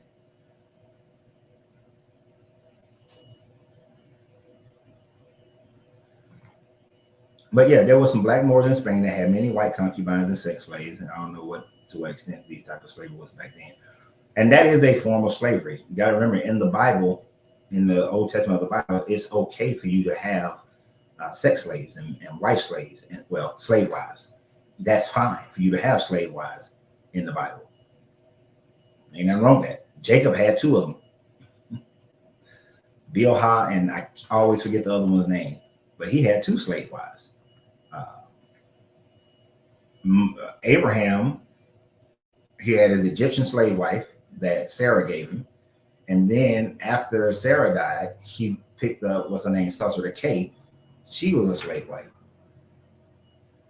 But yes, that's part of Hellenization. So when like Alexander conquered the Levant and on up to the Indus Valley and Egypt and all that, they forced their soldiers were forced to marry as many of the women and produce children, because once those children are born, those children are half Greek, half native, and then their children they will intermarry certain kids to keep those bloodlines going, so that those kids will be beholden to their fathers and grandfathers and not revolt. That's part of Hellenization. So the Moors did that same thing, forced this intermarriage so that they can hold on to Spain. That's really one of the ways they held on to Spain and Italy for like what, 700 years, I think is what they say they held on to that land.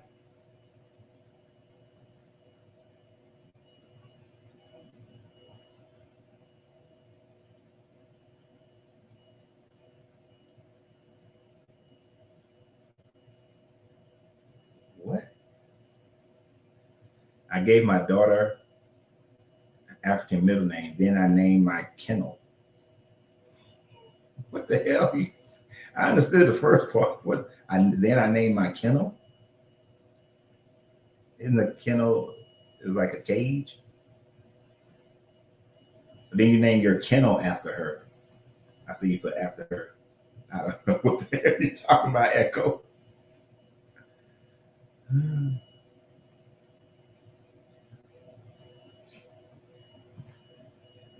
Is it true that most black people are Native American and only a small portion came from Africa? Absolutely not. It's actually the complete reverse. Most have African ancestry and are not Native. I literally had one person swam me up and down. And then they did a bunch of different DNA tests. They used like 4 or 5 little DNA testing people things. And most of them had no Native American in them at all. And only like 2 of them had a little, like, you're 3% Indigenous American. And he was like, see, I told you. I was like, dude, but look at all that African you got on there. Set over there. I was like, please, come on now. That's why most of them, if you tell them to take a DNA test, oh, them things is wrong. They and some of it is fucked up. I ain't gonna lie. Some of it is not as good. Like one of my daughters did 23andMe, and on her 23andMe, it came up with 0 Native American. Now, on my side of the family, my grandmother from my mother's side has some Creek. Is it Creek?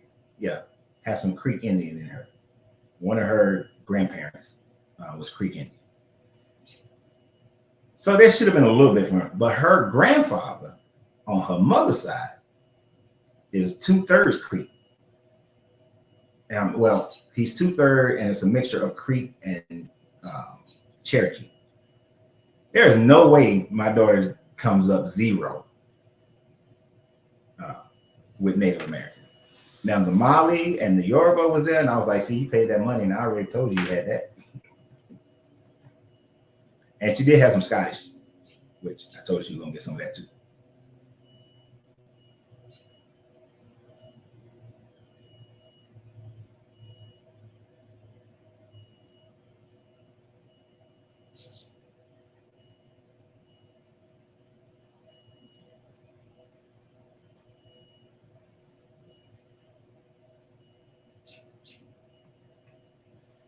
How you gonna claim that Christopher Columbus was a dipshit, Brian B?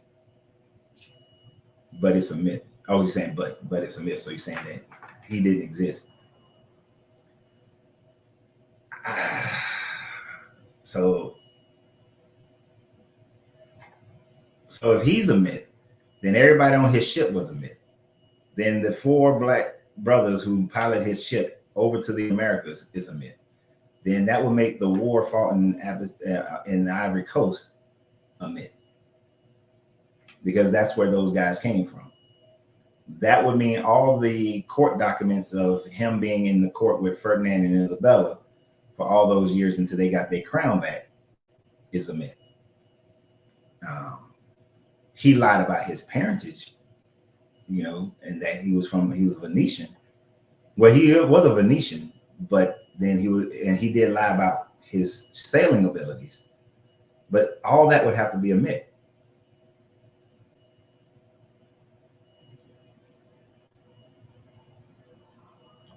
Hey, look, there's a roach clip for a cigar. That's true, man. Yeah, this is my other one.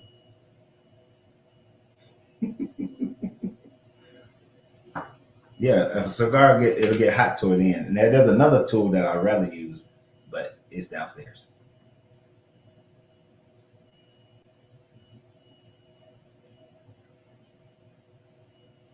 Yeah.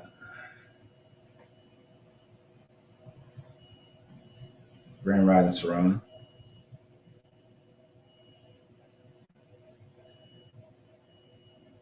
Read the whole thing, please, Coach. I'm not suggesting that at all. Wait a minute, what did you say? Is that what you said?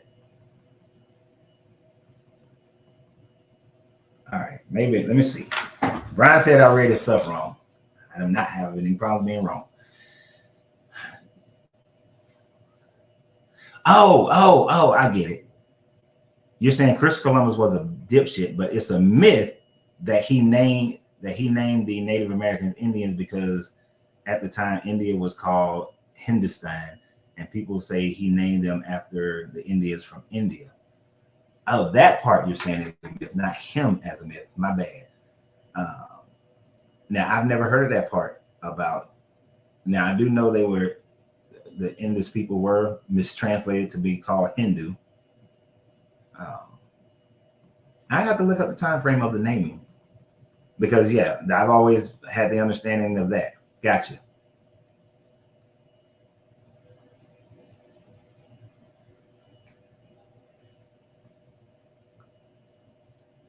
This is who were the Olmecs. So earlier I was talking about how there have been multiple migrations of people out of Africa. And it is proven now that the original Chinese people, Japanese people were black, right? And then over time of adaptations, their physiology changed. Well, during one of the more recent, you got two recent migrations out of Asia and the South Pacific into the Americas. The most recent is 15,000 years ago. The recent before that was 25,000 years. So the 25,000 years ago will be at the beginning of the last ice age. You have a migration. Those are your Olmecs at that 25,000 years ago who crossed over into the Americas, pretty much escaping the ice age that was beginning.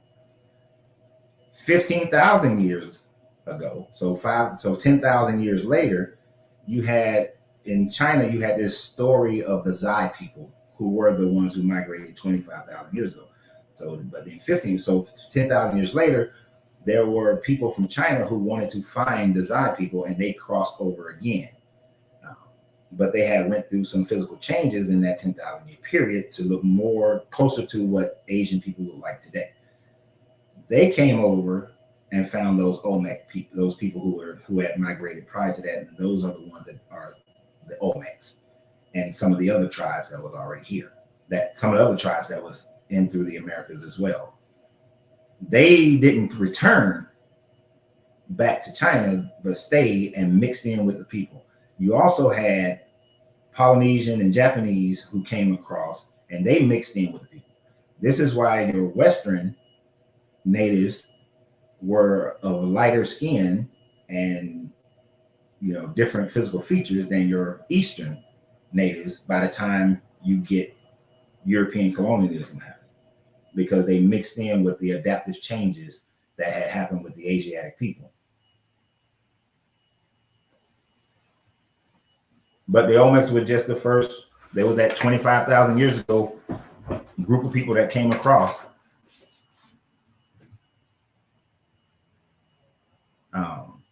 During when the Younger Dryas Ice Age first began.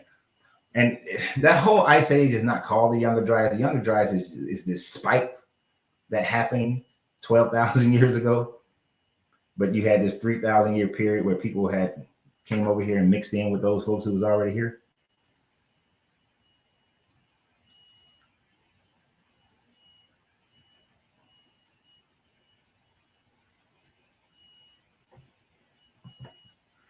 I recently read something about that, a Black woman who actually wrote Shakespeare plays, but I didn't investigate it any further.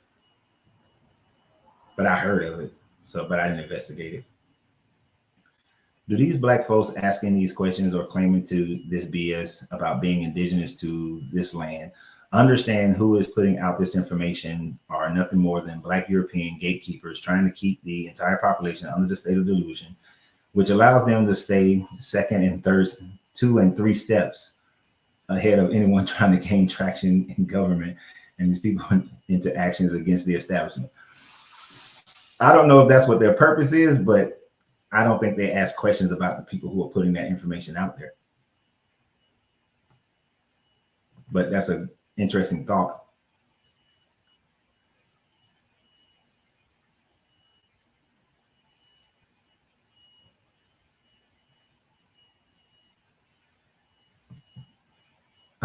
Marcus B. Marcus says, so only a few centuries ago, this country was still using biblical scriptures as legal law in terms of slavery and bondage. You said indigenous servitude were released after 7 years of bondage, right? Yeah. Mm-hmm. Exactly. So another European to another European had to release them after 7 years. But a European to a Black African or an indigenous American, no, you kept that motherfucker as a slave till they died. Because that was the Bible say. Or if you die first, the master dies first, they pass along their inherited.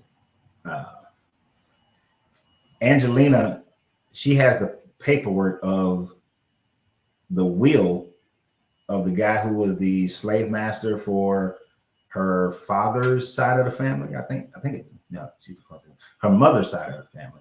I think it's her mother's side of the family.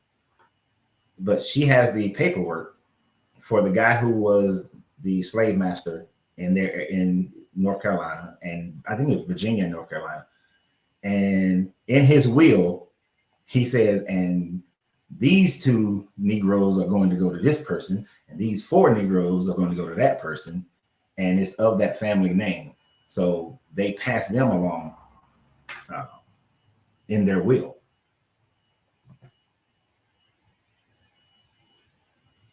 Grand Rising, Okie Dad. Glad to see you back.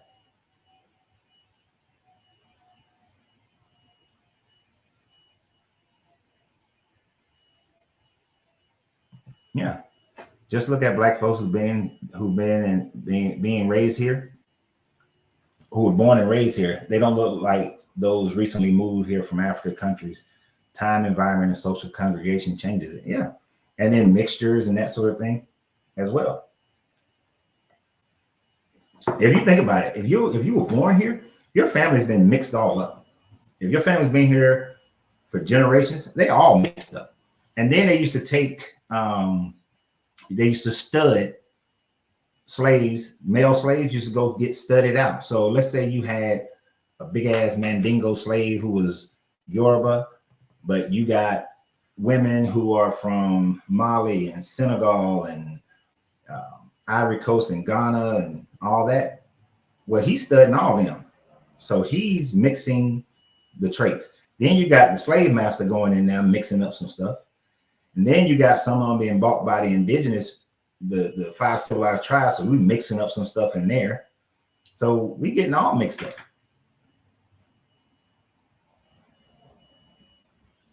So although it's funny because when I was in Europe, this guy would be like, oh, damn, man, you look like you from the Gambia. And that guy's telling me, oh, you look Nigerian. And that guy's saying, well, you look Senegalese. I'm like, look, man, I'm American. So I'm all kind of mixed up. And hell, Angelina, because she got some Caucasian, she got the native, and she got the African. We live in a neighborhood where there's a bunch of what's them people called? It's a bunch of Ethiopians. They be thinking she one of them all the time. But she can fit. She'll fit with them. But then she'll fit with some people who look native. So she all mixed up.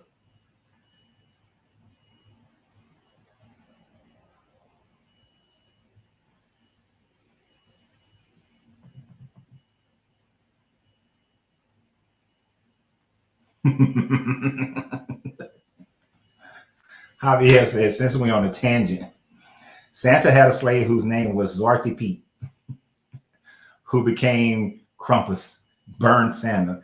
And what country is that? Is it Sweden? I think during their parade, it's Santa Claus and Black Pete up there. And he's like a little elf looking dude, little Black Pete. I ain't gonna lie, the first time I saw that when I was in Europe, I was like, these racist motherfuckers. I was mad as hell. And then you have people actually before I saw the parade, I saw these people that like, these motherfuckers in blackface? Oh, hell no. I'm 20, all of 22, 23-year-old. That was during my Black Power days too. Shit. I was angry and ready to fight. I was gonna fight all them Swedish money. I think it was Sweden. Where the hell was I? I traveled so much in Europe when I was there. And we went to so many damn festivals and shit. I think that was in Sweden. It was either Sweden or Holland. It was one of those two countries when I saw that shit. I was like, this is some bullshit.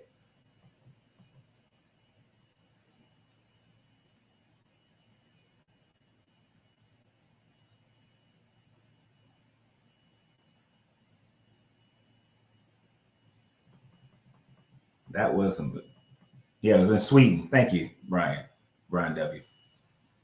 Yeah, that was. Oh, that, you know what? I remember now because that was when I left. We was in Latvia and we left Latvia and we stopped in Sweden for 3 days because my colonel who I was with, he wanted to go to the Christmas festival. And I saw that shit.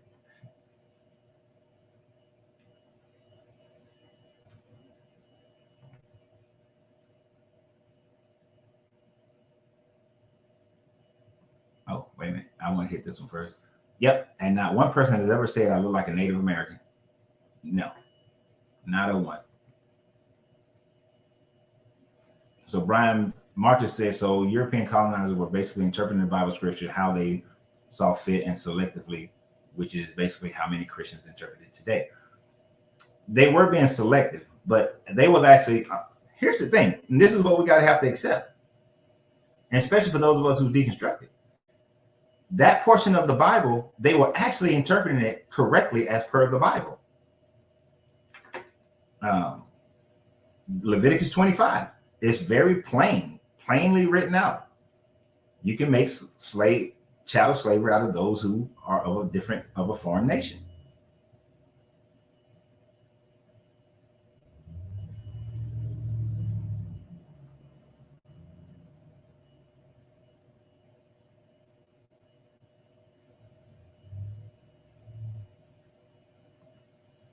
I beg to differ. Even a guy like Nipsey Hussle looks like people in Ethiopia, Somalia, Eritrea. Even Terrence Howard isn't different. Don Cheadle looks very. What's SSA? I don't know what SSA is. No, but I know Don Cheadle's family was purchased by the Creek Indians, I believe. Morgan Freeman's family was purchased by the Choctaw. I don't know much about Nipsey Russell's and Terrence Howard family, but yeah, and it's not that you can't look like those traits don't carry over. Remember, all these people came out of Central and Southern Africa. But when you do and think about this, Ethiopians today don't look how Ethiopians look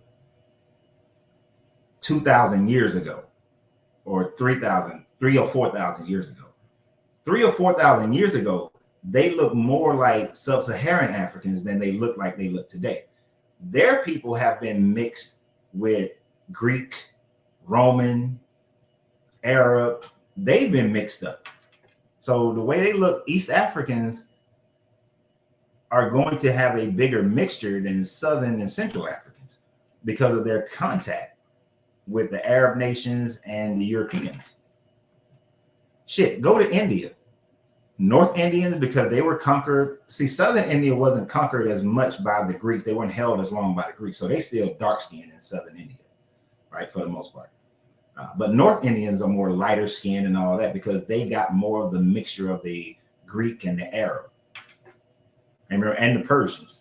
And the Persians got mixtures.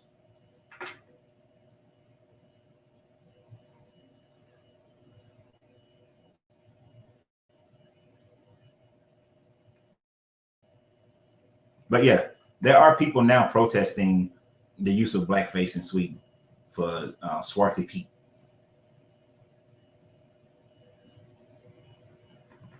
What caused the spike in the Younger Dryas? Was there a crater? I heard the object exploded over the ice shelf. We don't know. So you mean the spike up in temperature, not the spike down? Because we don't even know what caused the spike down in the temperature, because it was already, imagine you already in an ice age, and then there's a spike down that drastically increases the ice age, and then there's this huge spike up. The two primary theories is a comet or meteorite exploding over the polar caps, like you're saying, or a massive solar flare, swept across, some solar activity. For it to happen as fast as it happened, there's no debris or cloud coverage, or ash coverage or anything like that. So I'm more in line with the solar issues. Seems more plausible, but we don't know. I have no idea. Those are just the two leading theories.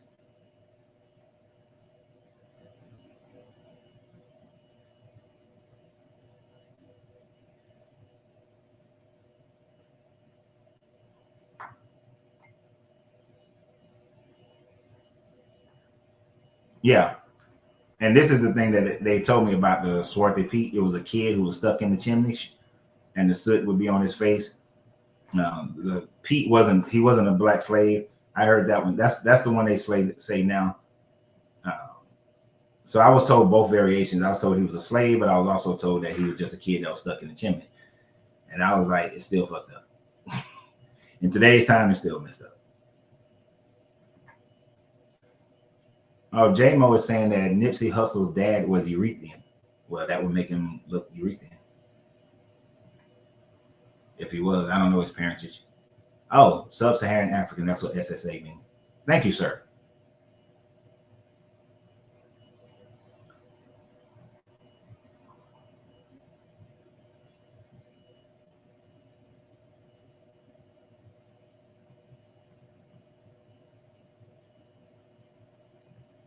he's connected to royalty in Ethiopia.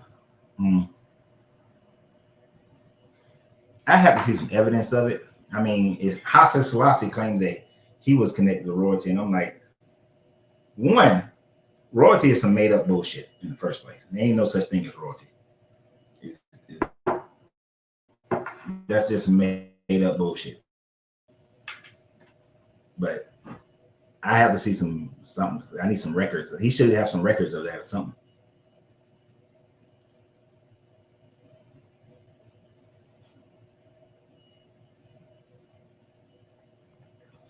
I can see this. You're saying that the Netherlands, Caracas, Aruba, and many places utilize blackface Pete as Santa Little Helper. Apparently, he was blackface for climbing in and out of the chimneys. Not that he's an African blackface. I would have to look up the original of that. I was, like I said, I was 21, 22 years old when I first saw that, and I was just mad. I saw it and I was mad. On, what was that, TikTok, yeah, Ike is saying Nipsey Hussle was from Ethiopia area or so, which would be Ethiopia, Eritrea. Yeah, so that would explain why he would look like that. If his family is more direct from there, then that makes sense. But like Brian W. said on Facebook, 300 years ago, folks weren't the same. Food, water, resources all have changed. How we live, how we travel. And most folks weren't even 6 foot tall in most places. Yeah, all that stuff changes. Oh, y'all going in on this.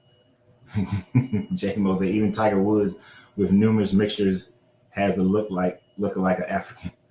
Yeah, if you Tiger Woods, if you sent his ass to Ethiopia or Eritrea or Kenya, even in Kenya or Egypt, they would probably think he one of them. If they didn't know him as Tiger Woods, they'd probably like, oh, he one of them. He one of us.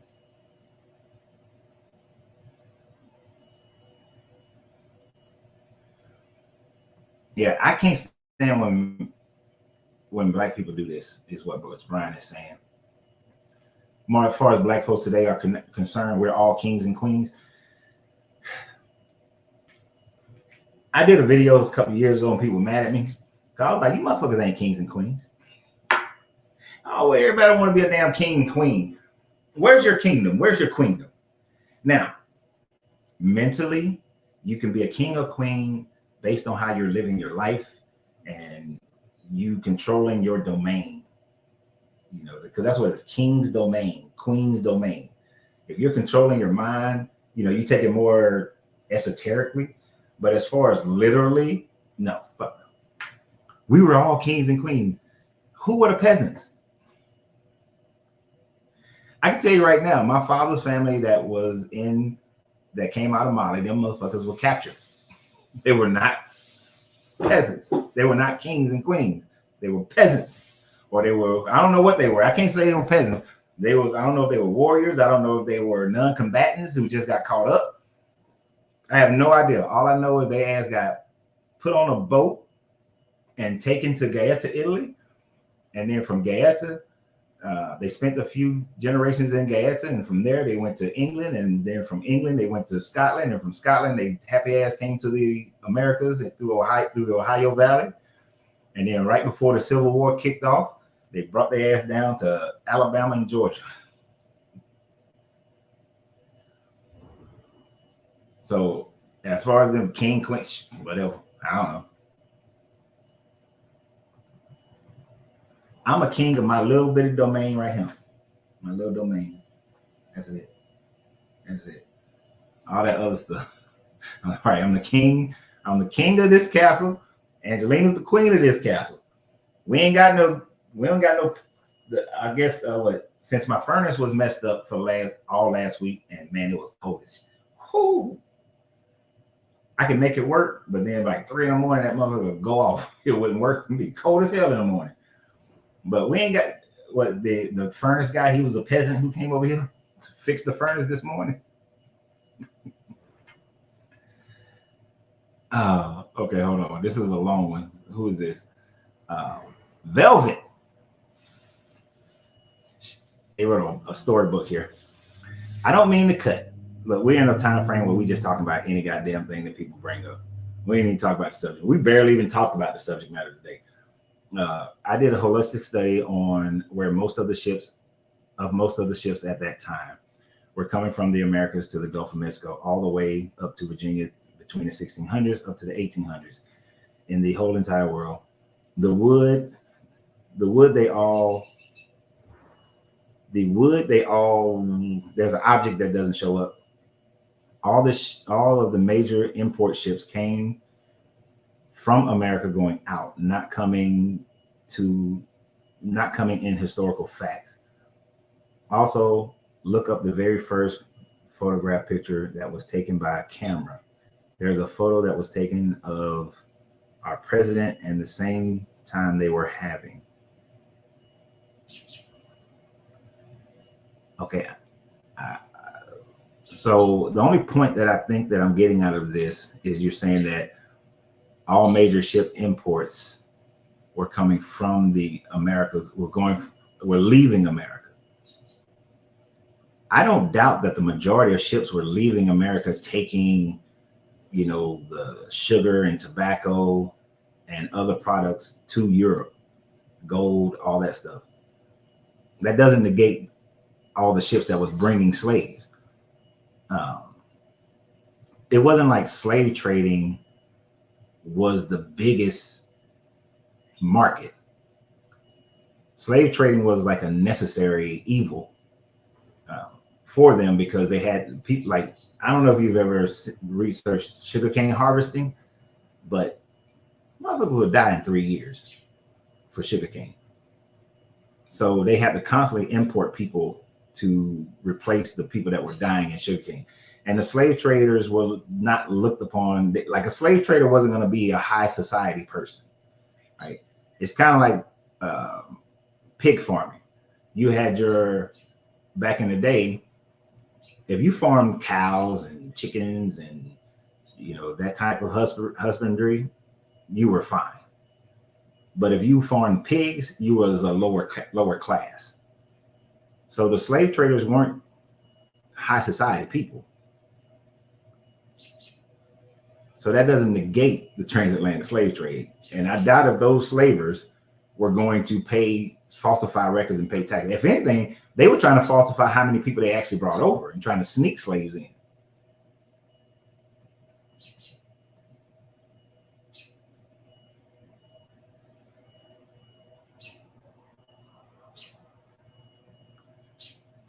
Brian B said, Coach, does God say his name is jealous in the Bible?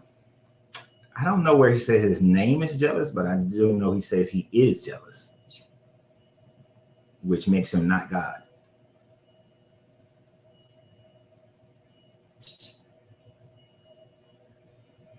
And right, Brian Wilson, king in your mind or king appointed by the people, completely different concept.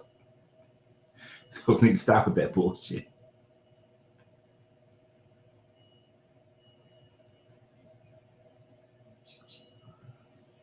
I'm with you on the first. We're all kings, and we ain't all kings and queens. Because some of these people I see, and I'm looking at them, how they live in their life, they ain't a damn king or queen or nothing.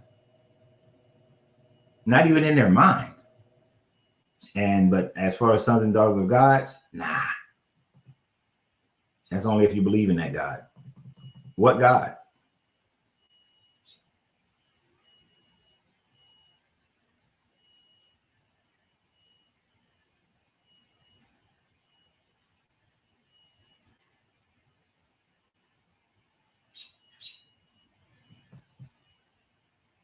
I would have to research this one. Ryfly says Walter Pecker was the main man responsible for the destruction of the records in 1913 in 50 states that showed how Native Americans were reclassified as Black, Negro, and colored in the first census in 1798. Okay, but that's not proof that, wait a minute. For the destruction of records in 1913 in 50 states that showed that how Native Americans were reclassified as Negroes and colored in the first century.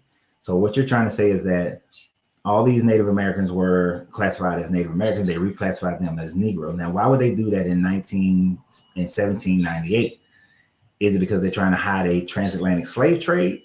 Or is it because the treaties that were signed and the money that the federal government, the federal money and lands that was given to Native Americans, they wanted to reduce the number of people that actually was able to acquire the land and the money so that they didn't have to pay those people? Is that something geared more towards Black people, or is that something more geared towards the Native people that they were writing, that these treaties was written for? Because it sounds more to me like it's geared more towards, we don't want to give them all this land and we don't want to give them all this money. So let's make as many of these people who are natives into the slaves that we already brought over here and classify them as Negroes, so that they can't get it. Just like in some of the roles, I forgot what those roles are called, but even the native tribes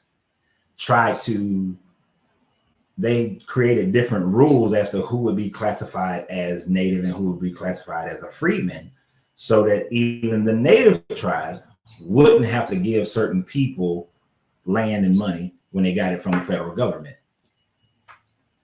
So I think that is more recent, a more recent form of trying to keep the government from having to give people land and money than it would have been trying to get rid of the idea of a transatlantic slave trade, or trying to get rid of the idea of a transatlantic slave trade.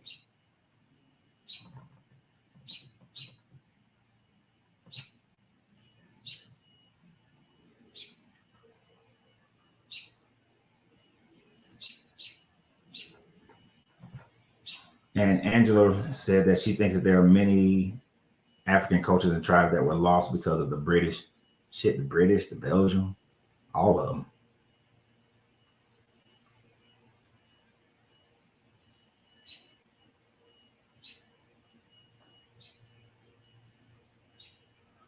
And this is another thing about ships going out. They weren't making the ships in Africa. They had to make the ships someplace and go and pick up the slaves. And a lot of these ships were made in the Americas. A lot of these ships were made in Europe, but a large majority of ships were made in the Americas because of how plentiful wood was.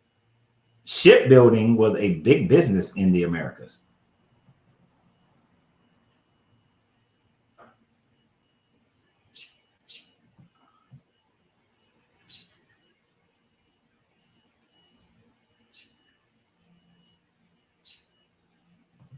So Brian is saying that I think that's what she's saying, is that the wood used on the import ships only came from the American shores. So the slave trade wasn't a European thing. That is false. The wood used to import ships came from Germany region and northern British Island. They did ships wood from here to Ireland. Yeah, I mean, boat building, you're gonna have boats built everywhere. You can get a lot of boats built out of the Americas, but you get, and thank you for saying that, you can get a lot of them built out of Europe. I don't think that's proof of anything.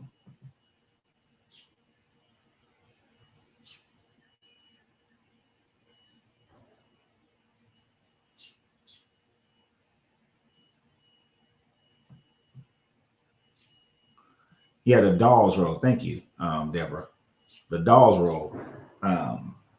When Angelina had showed me her paperwork from her of her family, we went over.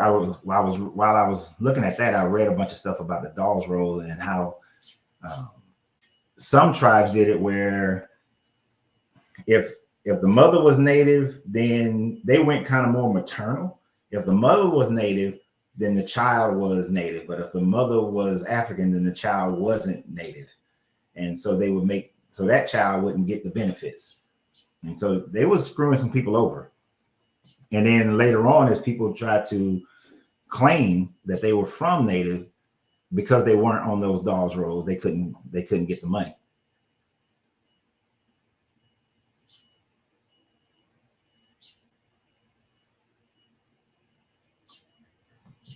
Now, I don't know about this, Raphael. That'll be a new one on me. He said that the etymology of the word queen, I thought it might be related to the Swedish kniva, probably Geneva. I'm saying that wrong, probably. Instead, the Oxford English Dictionary tells me that it's an Old English quean. Now, I do know that one, quean, related to a queen. That means an impudent woman or prostitute. That's messed up. Oh, I got to research that. Coach, have you heard the term $5 Indian before? I have heard that term. I remember it. Doesn't it have something to do with like the Caucasians with just a little bit of, either it had to do with Caucasian that only had a little bit of native blood in them, but able to claim or able to make their claim, or it's a derogatory term towards those 5 native tribes that converted over to European mindsets and clothing and dress and religion. You have to remind me. It's been a while since I looked that up. But, and this is what we can't do, what Javier is saying. We tend to make conclusions on spicy information without context of other historical events. Then say, do your research. We got to do better, including myself. Right. And that's what I try to do. Like, people say stuff and I'm like, okay, I'll think about it, but let me do more research. Let me just think deeper into it. Like, Rafi made a good point about the guy, if this guy who was destroying records and rewriting indigenous people as Negro. But then I have to ask, why? What was going on at that time frame? And what's the benefit of them destroying those records and making those? What's the benefit of making as many Native people into Negroes or Black? And the benefit of that is not having to pay them money or give them land.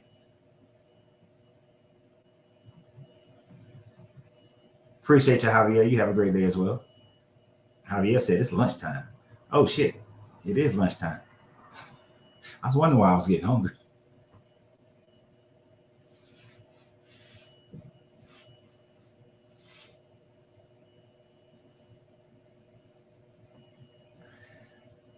Oh yeah, I understand. No, y'all be killing me with that damn talking text or trying to text. Stop texting while you driving. I just thought about what you're saying on here. Stop texting while you're driving.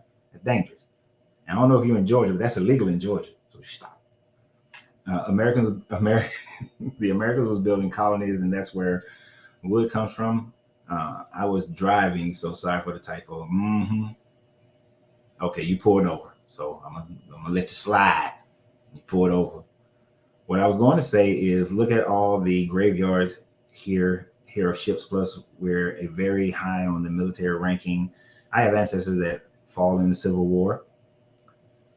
We have documents. You don't bring sand to a beach. We know for a fact that not even 300 slaves landed in Virginia. My college roommate is from Kenya, and she said they knew the more than 300 slaves came to Virginia. Just those. Are you talking about like? I mean, I know the first boat that hit, was it Jamestown, only had like 19 slaves, but you had a constant movement of slaves coming to the Americas. But remember, most slaves who came to the Americas didn't come to the colonies. Most of them went to. So you had a two. Let me rephrase. Let me start it over. You had a 2-stage process with slaves coming into the Americas. The first process was majority of them came into the Caribbean. And you got to think about Haiti, especially, Haiti had more, the sugar cane that was produced in Haiti and the Dominican and Hispaniola provided more money, was making more money than everything that was produced in the 13 colonies. Because I always follow the money on anything, and you'll get closer to the truth. But the Haiti and Hispaniola, more money than all 13 colonies put together. So they had more, and then with the sugarcane production killing people, people only living about 3 years on average, they had more of a need. And then once Brazil started producing sugar, because although the number one drug for a long ass time has been sugar, there was more of a need to move more slaves into the Caribbean, and the Caribbean was also a training ground for slaves. and then they would move them, and the place they moved them most to was Brazil. So you're getting more of them going to Brazil. So you don't have as many coming to the Americas as you have going into Brazil. I think at the when this he said the first census was 1768 or something like that.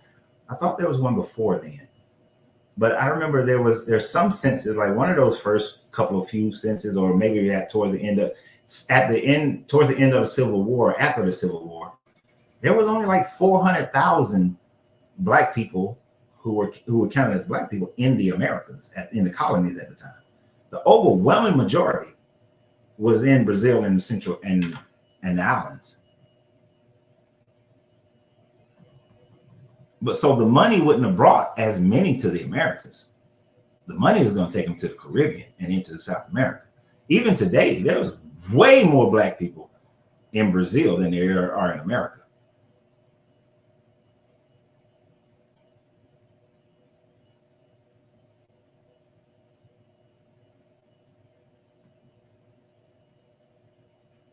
What the hell? Echo said, my girlfriend was purchased a child for $5. She's a native. Canada adoptions per the 80s. God damn. Now okay. That was the term. So the $5 Indian came from the doll's roll. But what does it mean?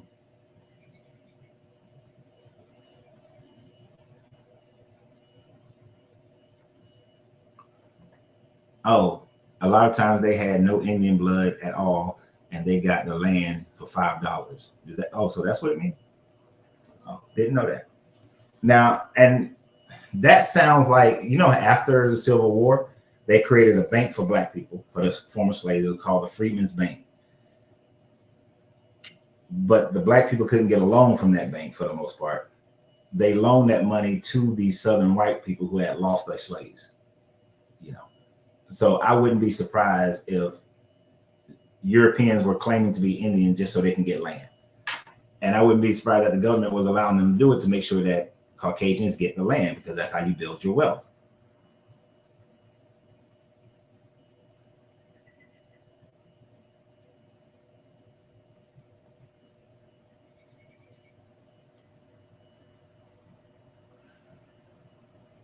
Yeah, I'm gonna have to research shipbuilding in the Americas during that time frame. If I'm thinking about it, I know we didn't have much of a navy in the 1700s. We didn't have much of a navy. It wasn't a whole bunch of ships, and I'm basing this on Marine Corps history of how the Marine Corps was formed in 1776, when the Corps Marines were established to support the Navy in their fights against the Barbary pirates.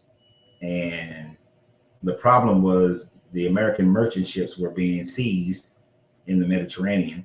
And often, that's one of the times where white people were becoming slaves, because the Barbary pirates was capturing European and American ships and enslaving the white people. And that would be in like Libya and Tunisia and all that stuff.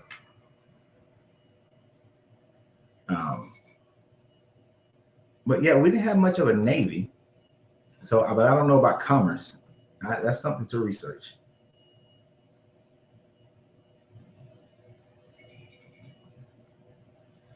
Oh, this is an easy question, Ryfly. There were over 20,000 slave ships, but only one has been found. Why? Very, very reasonable, logical thought on that one.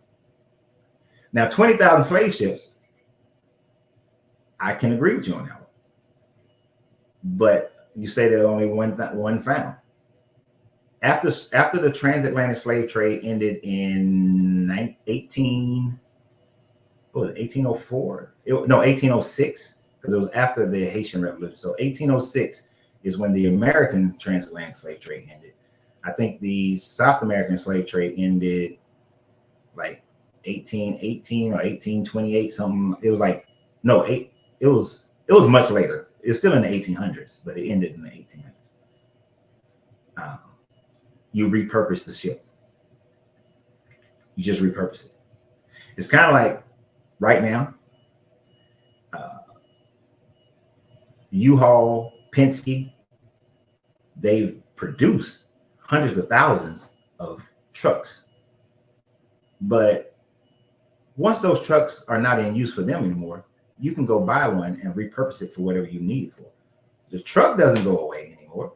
It's not used for moving people's houses, but now you repurpose that truck because I know a guy. He repurposed a Penske truck to now move furniture for rooms to go. Right, so he picks up at the port. I mean, at the airport, not the airport, at the port, and he picks up rooms to go furniture and drives it up here to the stores. So he repurposed the truck. So those ships were repurposed. Oh, we can't do slaves no more. So let me change over who needs shipping now? Oh, cotton needs shipping. Cash crops. Let me get into the cash crop and ship crops or ship whatever product. So you just repurpose the ships. Now that one ship that they always trying to show with like 200 people on there and all crammed in, that ship was built at the very end of the transatlantic slave trade. It only made 3 voyages, but it was declared to be inhumane, which is why it only made 3 voyages, because of locking people down like that. But that's the one they like to show. But that was not how the overwhelming, that was a one-time ship. And you said they only found one. I know they found one off the coast of Africa, and they found one off the coast of Louisiana. I don't know of any others though. But those have been the only time.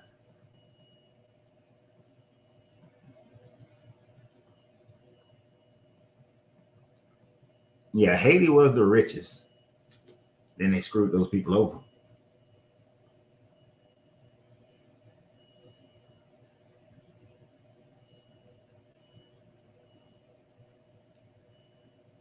No, you see, I think if black people were really indigenous, I doubt it. I doubt it. Um, they didn't even want to give the land to the people they gave the land to.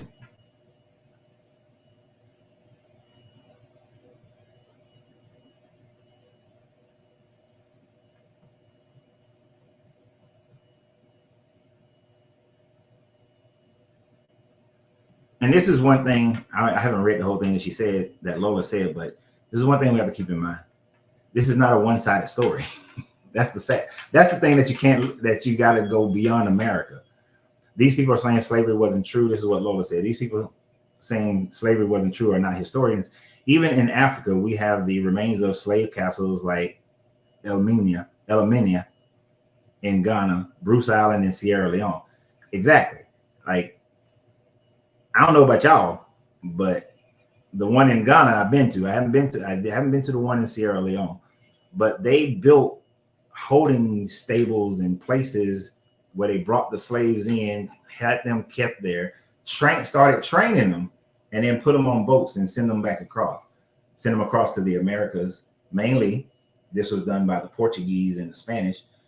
So if it's Portuguese and Spain that had these more than anybody else, where are they going? They go into the Portuguese and Spain territories, which is the Caribbean, Mexico, Central America, and mostly into Brazil. So the story is being told on both sides. The Africans saying, here's the damn fort that they brought the slaves in, getting them ready for transport.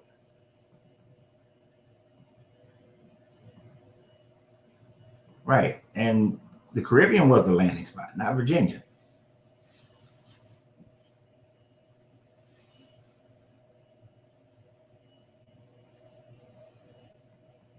That's where you bring them.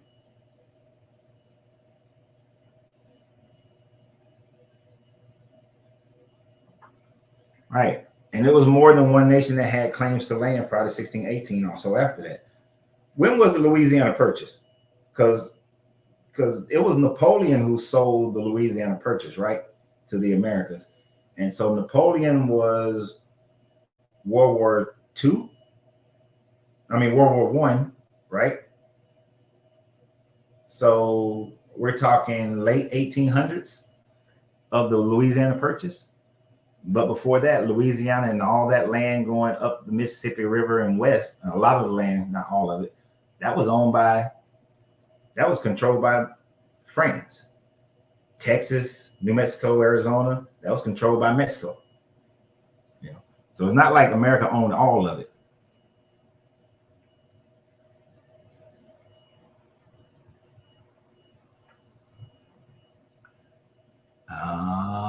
Now that explains a lot.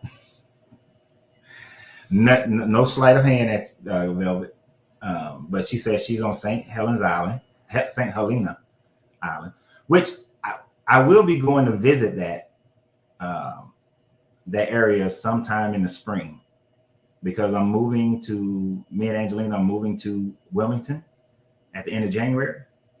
So we will be exploring those areas and doing videos about it. I'll do videos for this channel on it, but also for our travel channel that we just created called Eat, Sip, and Smoke Travels. We will be going to places like that. Now, Gulla country people in the Gulla country take on a different mindset. And I understand, because the Gulla people, those Gulla wars, they was like, fuck you, colonists. They were doing some serious fighting.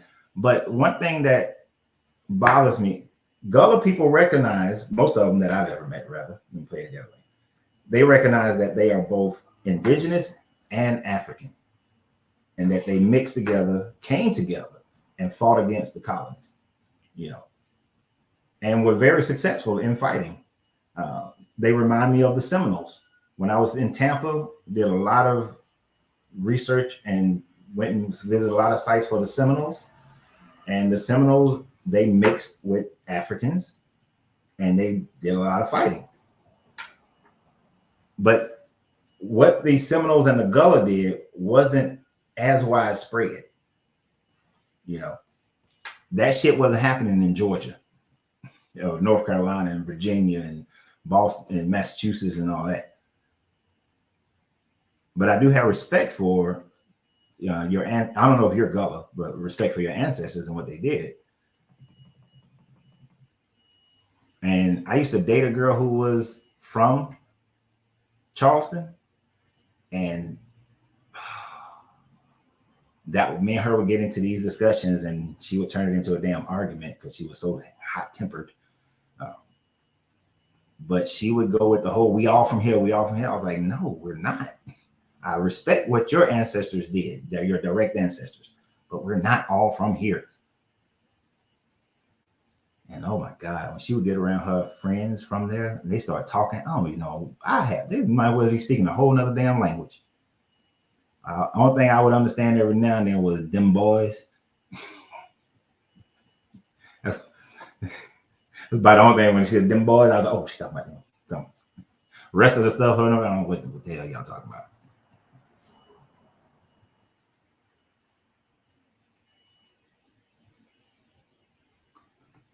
Right. American Navy with the Barbary Pirates. That's what I was thinking, because that's the first time I understood America's got heavy into shipbuilding was during the time frame of the Barbary Pirates, and that's only because I had studied Marine Corps history.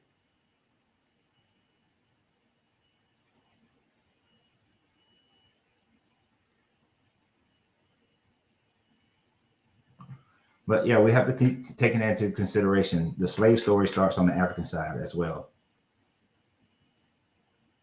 And like, I don't like how they did it in that movie, The Woman King. That was one of the things that I didn't like. Could there have been dissenting voices within the Dahomey tribe? Yes. That was going against them trading slaves to the Portuguese. There may have been dissension in that. There may have been people who didn't think that that was right. But the damn Dahomey was still trading slaves, still had their transatlantic slave trade going well into the 1800s. And actually, Britain had to tell them, like, y'all need to stop this shit. You know, but the Dahomey was capturing the people out of Togo and Benin and Nigeria. They were capturing the shit out of those people around there and selling them to the Portuguese. And they were doing it because they were battling against, I forgot the other tribe that the other tribes they were warring against, but they was warring against some other tribes, and they wanted more guns, you know.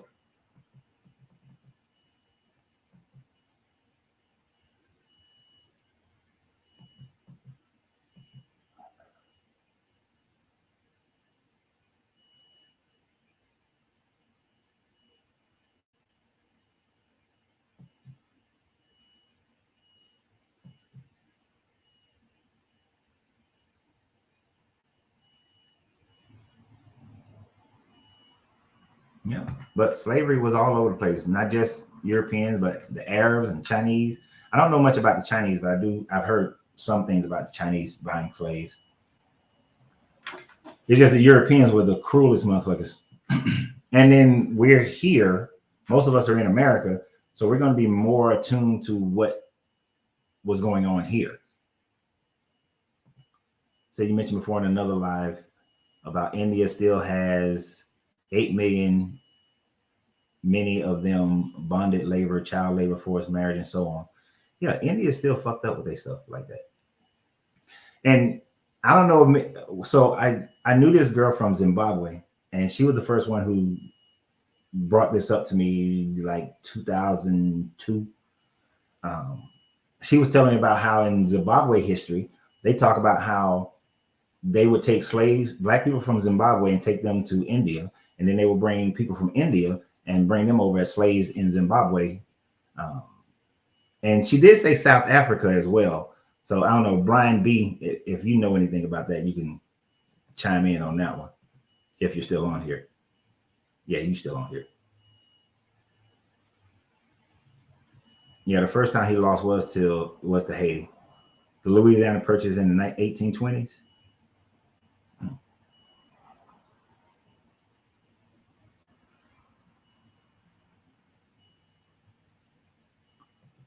I have never heard that Alex Haley stole the slave trade story.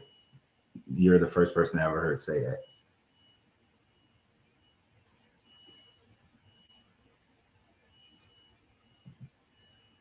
Also, why does the United States Constitution talk about slavery and the three-fifth man compromise? Why do we have American slave codes? Well, they're saying that the slaves were the indigenous people who were already here. And so that's why they would have them. But then you have to ask the question. So then it's okay. So you got slave codes that are directed towards black people, but then you got Indian laws that are directed towards the native people. So why would they make laws for both? Why are they separating them? You know, if they were all slaves, all black, you wouldn't draw a distinction. Why did Cortez and Columbus's brother, I think, in their journals talk about the fact that there were large black men from Africa who was with the indigenous people that they met, especially Cortez? And so he drew a distinction.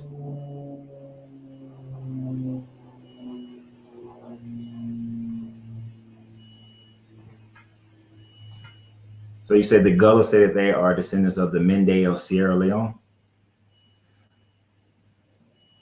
I didn't know exactly where they say they descended from.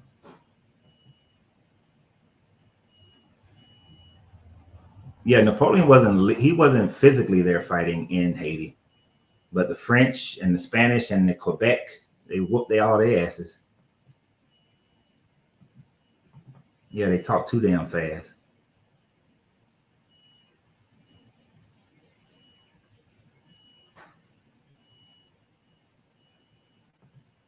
Well, you said so. Alex Haley was sued by the author Harold Corlander, who said that the passages of Roots was taken from his novel The African.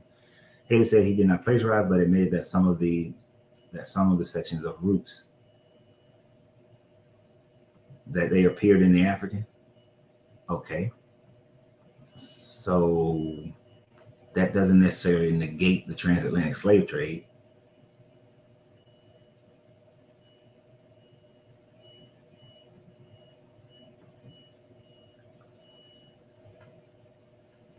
Yeah, it doesn't really matter if he was in.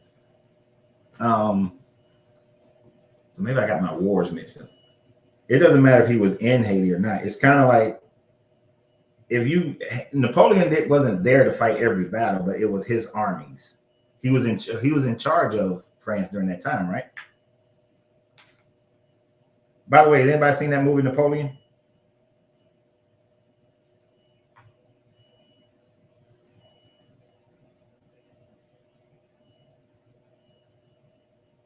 Right. Okay. I do got him for the right time frame for the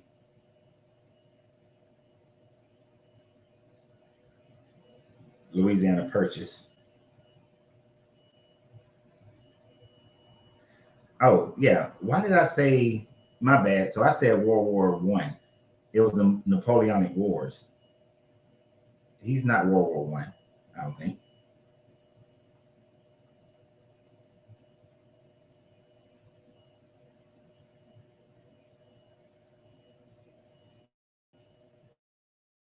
Hey man, who was War? Now I'm all confused.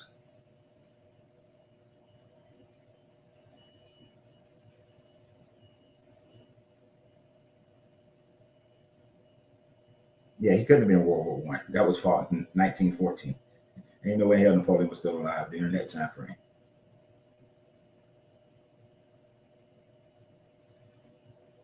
Yeah, so that's it. So when I said that one, I was all messed up. But during the Napoleonic Wars, yeah, I got that all messed up.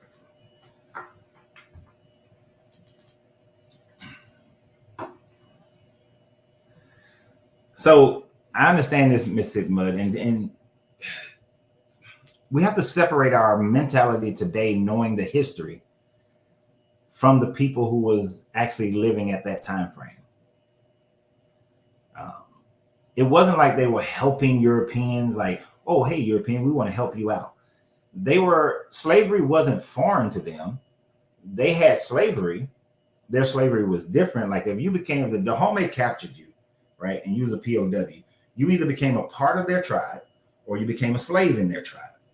So when the Europeans come in, they say, well, we do slaves too. And they said, oh, well, we got some slaves, we'll sell you. And we want some guns because we're fighting these people, or we want some supplies because we're fighting these people. To them, they're just thinking about themselves. They're not thinking about, they don't care about the other tribe because, they had separated themselves from different tribes. Kind of in the same way when the French was fighting the British and they captured British soldiers, or British soldiers captured the French. And I'm talking medieval days, they didn't give a shit if they took some Germans and sold them, or took some Spaniards and sold them. They're just concerned about France. So they weren't concerned about what was going on in the Americas or what was happening to those people, because it's like, well, they're not our people because they're tribal. That's how people are. Look at us, we're that way today. I'm an American, I'm Israeli, I'm Saudi Arabian, I'm Russian. We tribal.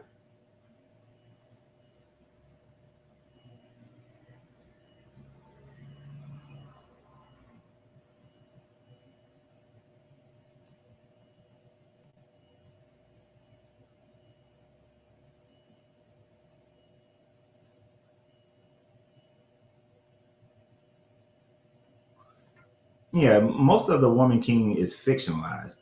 Most of these historical, that's why they have to say based on historical events. The what were the women called?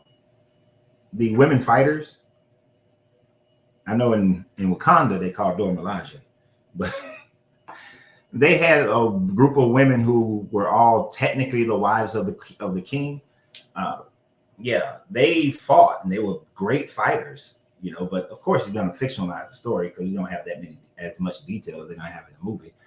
But as far as the homemade selling slaves, yeah, them motherfuckers sold them, and so did the tribe that they was fighting against.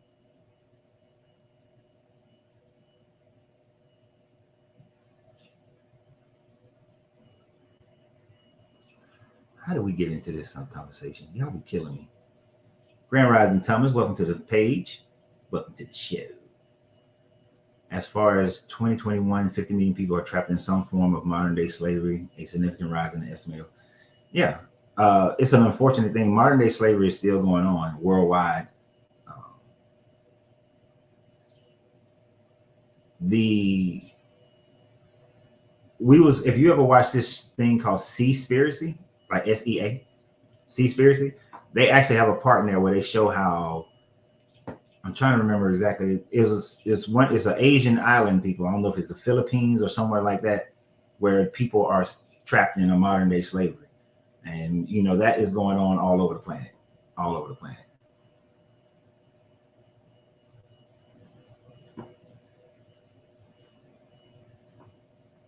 But it's messed up.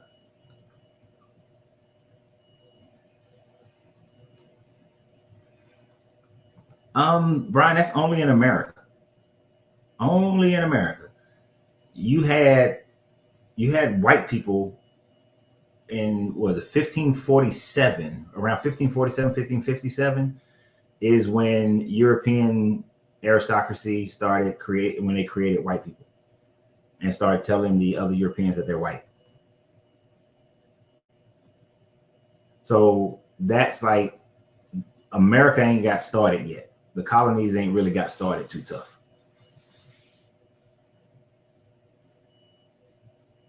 All right, Oak, your dad. Good vibrations, bro. Appreciate you being here.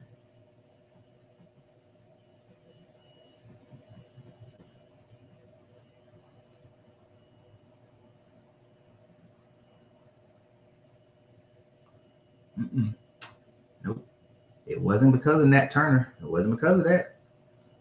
The Europeans created the British and all of them created white people once they started colonizing Africa. Once they started going to get slaves, because they needed to justify biblically getting the slaves and keeping the slaves. Look up the papal bulls written by Pope Nicholas and Pope Clement, and you'll see that they start distinguishing between Europeans and black people during that time frame.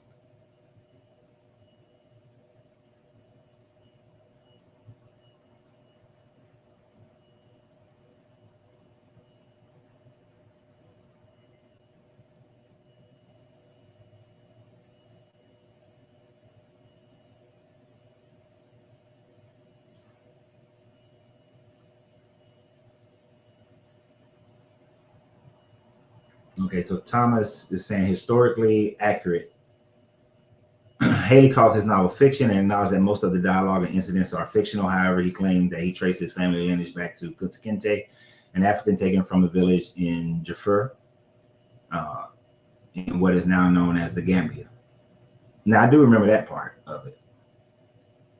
But yeah, it of course it's got to be fictional. He don't know what they said and every action that they did. Like, I'm going to write a novel, a book, after I finish the two books that I got in my mind right now. Well, the one is already mostly written, and another one after that. But then I'm gonna write a book, and it's gonna be fiction based on true history that happened in my life. But I'm going to have to fictionalize some of it simply because I don't want the government to come after me. I don't want them coming after me.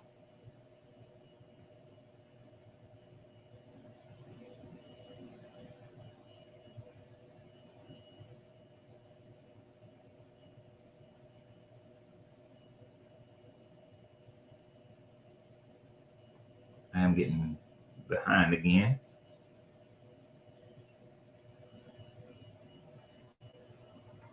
Yeah.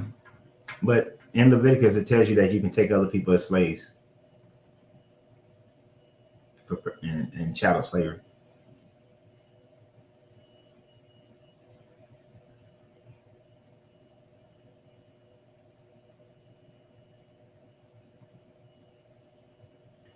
Yeah. It's interesting that when people say that they can't find African, that Black Americans say they can't find the African phenotype, that's full of shit. It's full of shit. You gotta understand, when they do some of these stories with Morgan Freeman and all these people, they have an agenda to make it to talk about their native ancestry, completely ignoring all the rest of their ancestry. Let's just focus on the one part that we want the story to be about.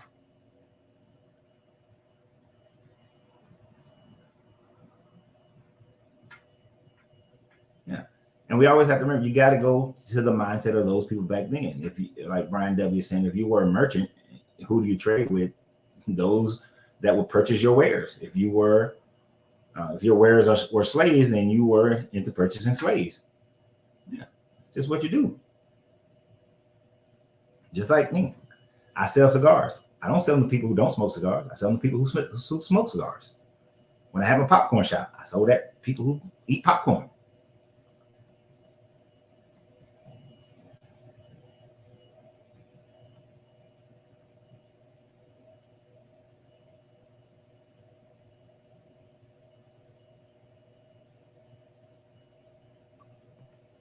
Somewhat towards the discussion that we were supposed to have. Mississippi Mud said, do you think the Abrahamic faiths are the cause of a lot of the atrocities across the planet from past to present? Indeed so. Indeed so. Religion in general has caused a lot of the atrocities that are across, but the difference, like the Roman Empire wasn't conquering because of religion. Like, yeah, let me put it that way. Prior to 381, nobody was really conquering or built an empire based on religious beliefs. Now, did people pray to their gods to win a battle or to take some shit? Yeah. But religion wasn't prominent in their societal conquering and treatment of people. The Abrahamic religions took on a whole nother level of destroying people and forcing them into their way of life. Like if you lived in the Roman era, like in 100 CE or even BCE, and you were conquered as a slave, you got to keep your name and keep your religion. They didn't change your name or your religion, right? The only time your name changed or something like that is if you became an adopted child of that person, right? Of that person, and then you could change your name. Like Joseph ben Matthias changed his name to Joseph Flavianus. Joseph Flavius, because he became adopted into the Flavian family. But and that was by choice. He didn't have to. It is through once Christianity took over Europe and then Islam took over Arabia, that's when these motherfuckers started thinking that they're supposed to be conquering based on their God and their religion. And of course, you know, according to the Bible, they believed that they were supposed to conquer and inherit this land throughout the Levant because of this promise of God, which is what they're still doing to this day.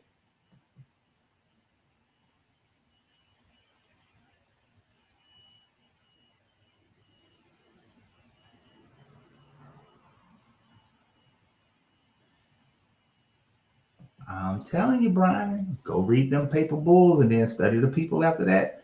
They started considering themselves white in order to justify them conquering the black people and the Indians. And I mean India from Indian to India.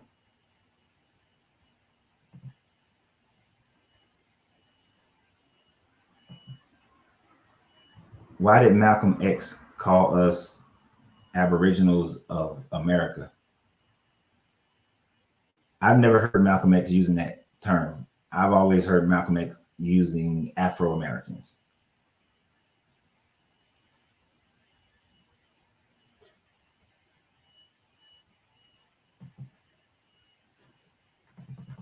And that was my guy. That was my main source of black power when I was in my early 20s, late teens, early 20s. But I always remember him either referring to us as the black people in America or Afro-Americans.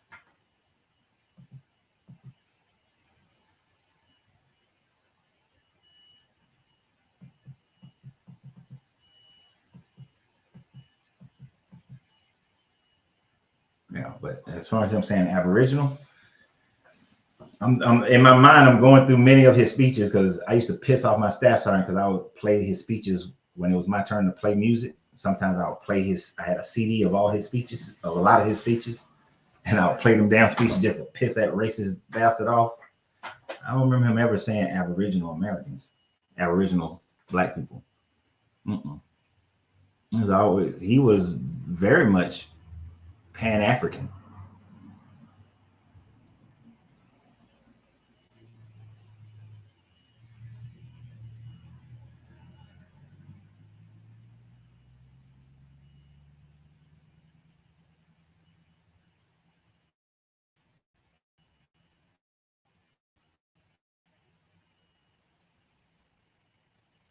See, Thomas trying to get us in trouble, y'all.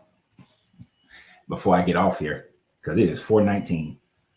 Thomas said, just thinking out loud, according to the Gospels, Jesus was a Jewish man born in Bethlehem and raised in the town of Nazareth in Galilee, formerly Palestine, now northern Israel. During the first century, so the Jews are blamed for killing Jesus, and now the Jews are continuing to kill Palestinians. Is it really just a coincidence? Thomas, I'm glad you're on the page. I'm about to put you in the category with Trauma and Paul and, well, okay, dad go. So many jokers y'all be killing me. Right. Malcolm never said that. I don't recall Malcolm ever saying that. For the majority of his speeches, he used the term Afro-American or Black American or the black man in America.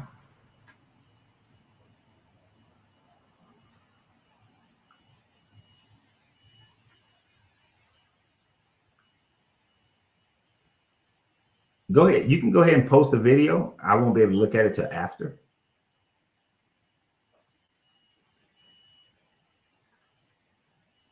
No, don't. I was gonna post the video. Post the dang video, man, so we can see it.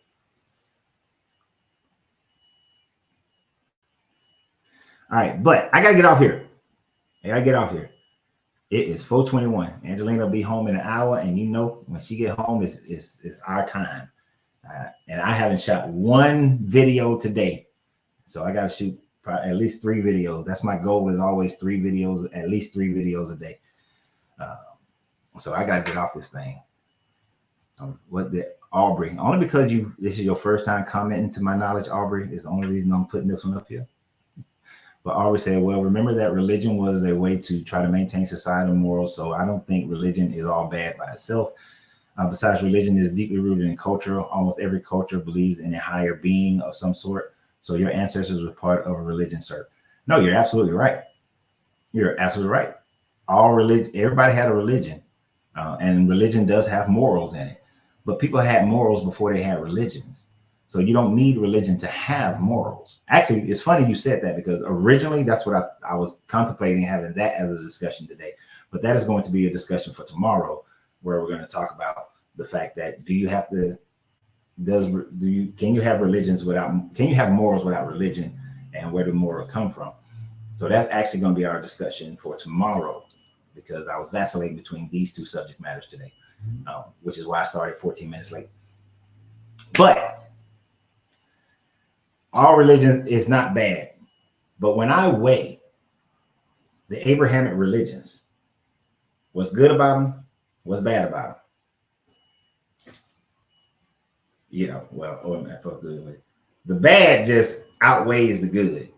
When you look at the morality in the Bible, one contradicts itself so much. And I'm not going to get deep into this one because this is tomorrow's discussion, but it contradicts itself so much on its morals, and it perpetuates people to do more negative things than to do more positive things. Are there positive things that come out of the Abrahamic? Sure. But the negative is just so much more. And in truth, making me get into what I want to talk about tomorrow. Maybe this will make y'all be here tomorrow at 1 o'clock. 1 o'clock tomorrow, y'all. But in truth, it is not the religion that our morality standard has grown to where it is today. It is culture that has grown in its morality, and then people try to make the religion catch up to it. But you can't catch up to our today's morality and release all that negative shit. Is still there.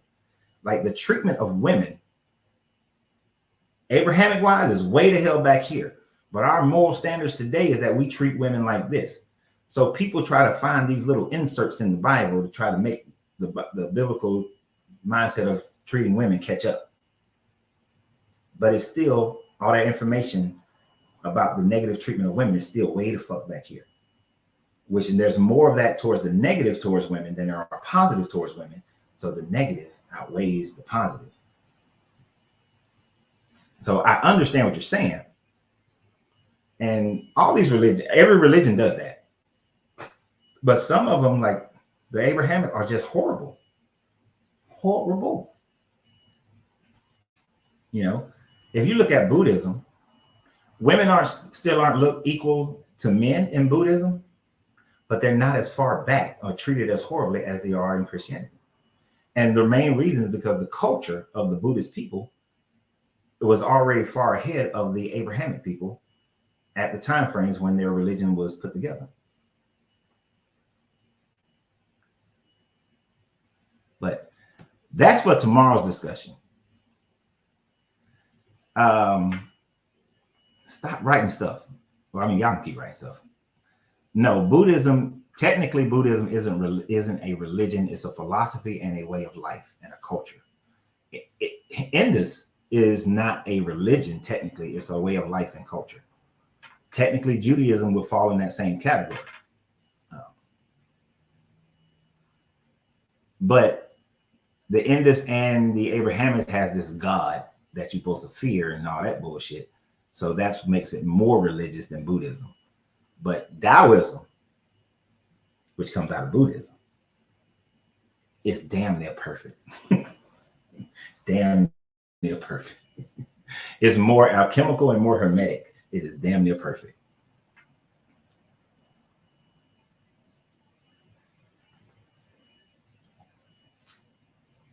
Yeah, and I agree with you. No one on this planet needs to worship a god. That is a very primitive way of thinking.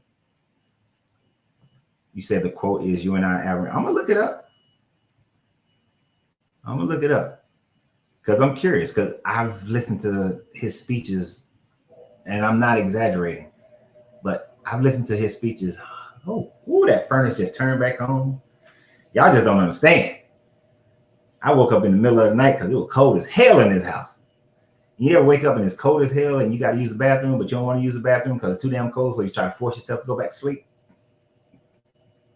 That was me about 3 o'clock this morning. So I'm glad that furnace got fixed today.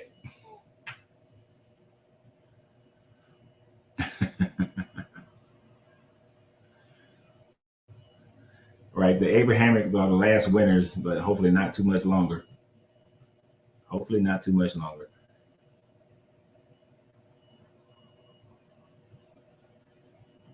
Look, I'm gonna polish up on it. I'm gonna polish up on the fact that it's a bunch of bullshit.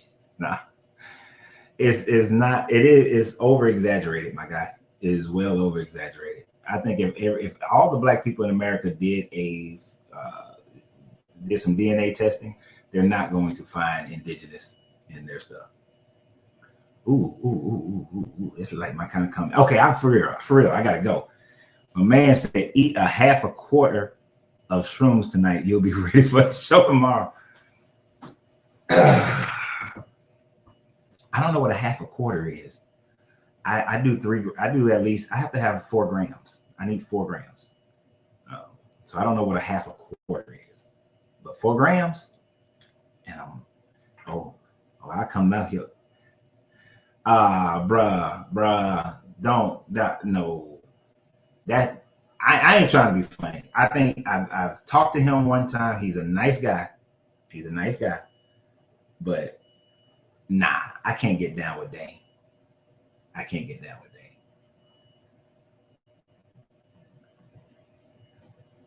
Dame he starts his research with a biased thought process. He's biased in his research. He has already decided this is what is going to be. So no matter what information comes his way, he's going to curve it or stay or deny it and stay right there.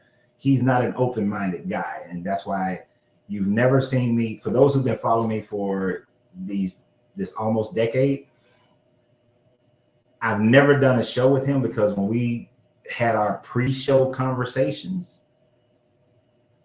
I don't do shows with people who's locked down in a one mindset, unless it's just purely interview. But nah. And back then, when I was first doing this, I didn't like these. If it's a circle debate, I just don't do them. If it's just going to be an endless circle, there's no point in me doing them. Okay, Nicolette. I'm a historian. I work at the University of Chicago and the University of North Carolina. I work for the United States. Velvet is my air personnel name. The road that led to somewhere by Dr. Dane Walls is the historical site of the Ontario, Canada. It's about my family being slaves in North Carolina and travel up the Underground Railroad to Canada. I know how to say that name, but I'm gonna fuck it up. Algonquins, tribes up and down the Mississippi. We're all in shade. Are you in South Carolina right now, though? And the reason why I'm asking, because when me and Angelina go to South Carolina to record the historical sites and all that, if you're there and we can meet up and you be like our guide, since it's your area that you're more familiar with, that would be awesome. Nicolette. So before I get off here, Nicolette, if you can answer that question, that if you're in South Carolina right now, that would be great.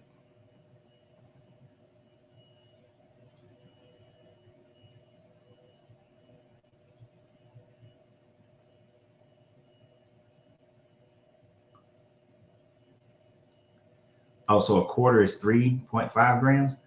3.5 grams would most likely get me there, but 4, I know I'm definitely going to have a good, because I do some meditations and stuff before I do those.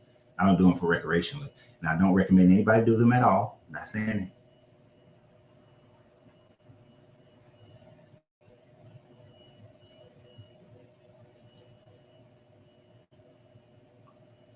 But I'm only on here because I'm waiting for Velvet to answer that question. Yes, I'm putting you on the spot so that we can organize it so that sometime in the spring, when I come down, when we go to South Carolina, it'll be much better if we have a tour guide, somebody who can show us the info.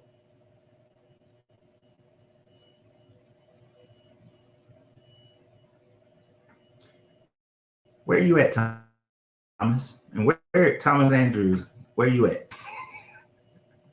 Your last statement is why I'm asking where you at. This ain't your last statement, but your last statement is why I'm asking where you at. Malcolm, when he refers to Aboriginals, he's referencing to warning the same thing can happen to Black United States that happened to the Native Americans when they brought over the blankets and killed them and all. I'm gonna research that statement though. My family laughed, and all my bloodline is here from the Americas, and they said I don't have not even 0.0041%. I sent the proof to the tribes and the documents and a name on them and my ancestors, and they're backtracking. Oh, I can believe it. Look, they don't want you to be able to claim. I would grant you that. In today's society, they don't want you to be able to claim Native. Because they like, I know when my daughter, my youngest daughter was upset that there was no Native because she felt it was disrespectful to her pappy. And I get it. But I told her, I said, look, they don't want you to be able to claim that because then the government is going to have to, give you money for, you're in college right now. They're going to have to give you money. They're going to have to do stuff. They don't want to give you that. As far as the government is concerned, you're a little black girl. They don't want you to have shit. Oh, you're having a hard time typing because of it. All right. So Velvet, I don't know if you follow the page yet, but I need you to follow the page.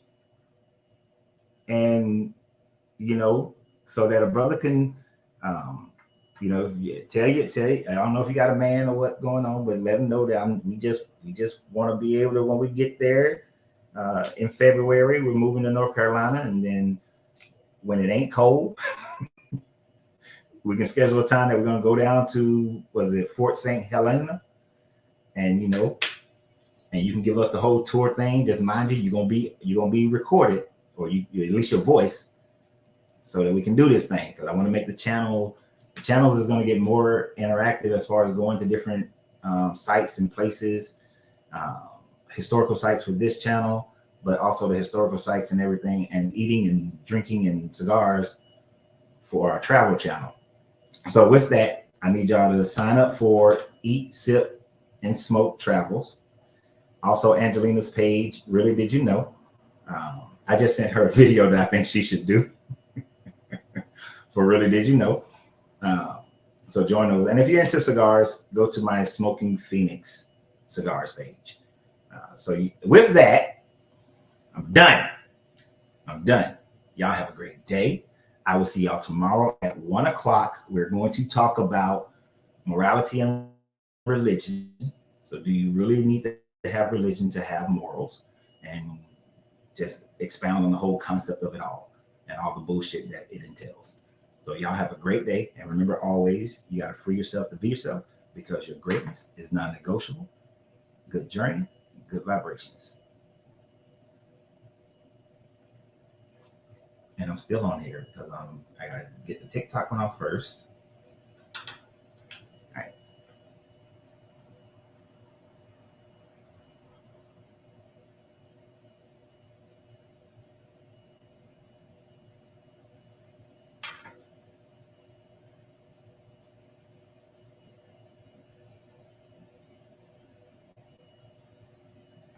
All right, I'm out, y'all. I'm out. Y'all still typing.